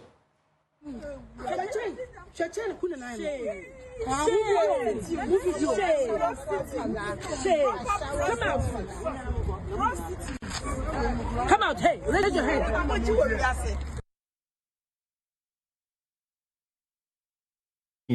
When I first saw this story, I was very perturbed, you know, because it adds on to the story we've been bringing you where there's a surge in indiscipline in senior high schools. Just a week ago, in this gun violence and all that. Gun violence, one, it's a very sad, a JHS 1 student was in class puffing weed. And it's all because now we don't beat in senior high schools again. And I'm in school now, I'm a coin, child abuse. Yeah. So some people are feeling that, is it too much of, you know, how do I say NBA? I mean, it's the dawn of like social media too. Yeah. During our time in school, we didn't have all those stuff. But let's see what social media has been saying. So, man like Chris says that setting the pace for the upcoming generation. If you know pace setters now, you understand what he's saying. So Rose says that most of these house mistresses don't check on our girls because the school population is too much. No more roll calls in schools. In schools now, the school authorities can do better. One last comment here. Nana Stevie says that the world has changed a lot. Back in my day, when someone did something crazy on campus, it wasn't posted on social media. Nowadays, when students sneak out, although we did the same thing back then, it ends up making headlines. I find that interesting. Very interesting because guess what? You should also adapt to the fact that the world is evolving. Yeah. And so you might, Sweetie, I'm sure you agree. So many years ago. No, not so many years ago. I agree with that last comment because we all, I don't know about you, but I ran away one time, you know, in Malco Girls, but only to go and get home. So, you know, we run away for stuff, like you want to eat home-cooked meals, you want to go and shop for clothes. You don't get as yet, but you still go out regardless. Up and the rest, you know, so of course there's a breakdown in our moral values, but these things, they are not new. It's just now, the age and evolution of social media, the cameras everywhere, we see it. And Derek, I disagree with you. I don't think we should be beating our students in school. Oh, you know, I think maybe not for everybody, but Nana, for the era I grew up in, how can you? I grew up in a zongo. Like, I need that discipline. Today, my teachers look at me. But I think now the students, they really need discipline. Unlike during our time, we were okay. We were okay, but now it's crazy. We don't have time. I know, because this issue is very passionate to me. You know, very, very passionate. Yeah. Where you could easily waste your life just because you wanted to prove a point, or the teacher cannot show what we call focal. You know, teachers don't respect students don't respect us anymore. You know, Jackie. Oh, there were comments on that. No, I'm done with that. Oh my God, this story is a very sad one, and I don't want to preempt, you know, the court ruling. But 2021-2022, Arsenal midfielder Ghana's forward Thomas Partey, solid guy. He was in the country a couple of weeks ago, even granting interviews. His foundation had a scout for young players to, you know, enroll into an academy he has, giving a lot of young talents the opportunity. Guess what? A story that popped up at the time, 2021-2022, was just mere allegation that he had raped somebody. Yeah. We all thought it was just, you know, one of those social things, media skirmishes and all that. Only for us to realize that last week, I beg your pardon, he was charged with 5 counts of course, 5 counts, 4 of them being rape and 1 physical assault. Yeah. And it adds on the back of African players who make a switch into the European market. Yeah. And they don't like meat of their own. They don't like that. They don't like Jackie. No, they don't like Jackie. They don't like Brody Coco, you know. And of course, it really got a lot of people really buzzing. Guess what? Thomas Partey already does not have a club to play to play in the season. I mean, his contract has ended. His contract has ended. He's now free. We are looking for a club for him. We are looking. No, maybe there. Maybe, you know, that's my boy. You know, that's my boy. And so it's a very sad story. And so it got social media really buzzing. Jackie, what do you personally make of it? Especially because Jackie has dated a footballer before. Yeah. Let's go to what social media is saying. Let's head over here. Let's head over here. He has to explain. Now, William says that footballers can easily get the girls they want. Sometimes news of rape allegations shock me. Why and how? Kofima says that it's probably false accusations because this is what happens when you're a star with money and you're black, and they always want something from, they will bring a random case that happened 3 to 4 years ago and give you a whole messed up story and twist it around to make it sound like it's true. Last comment here, 13 says that ejamai bekum ejamai bofo. Wow. I don't want to comment on the last one. I know, right? More especially because you and I were not there. You know? Yeah, we're not there.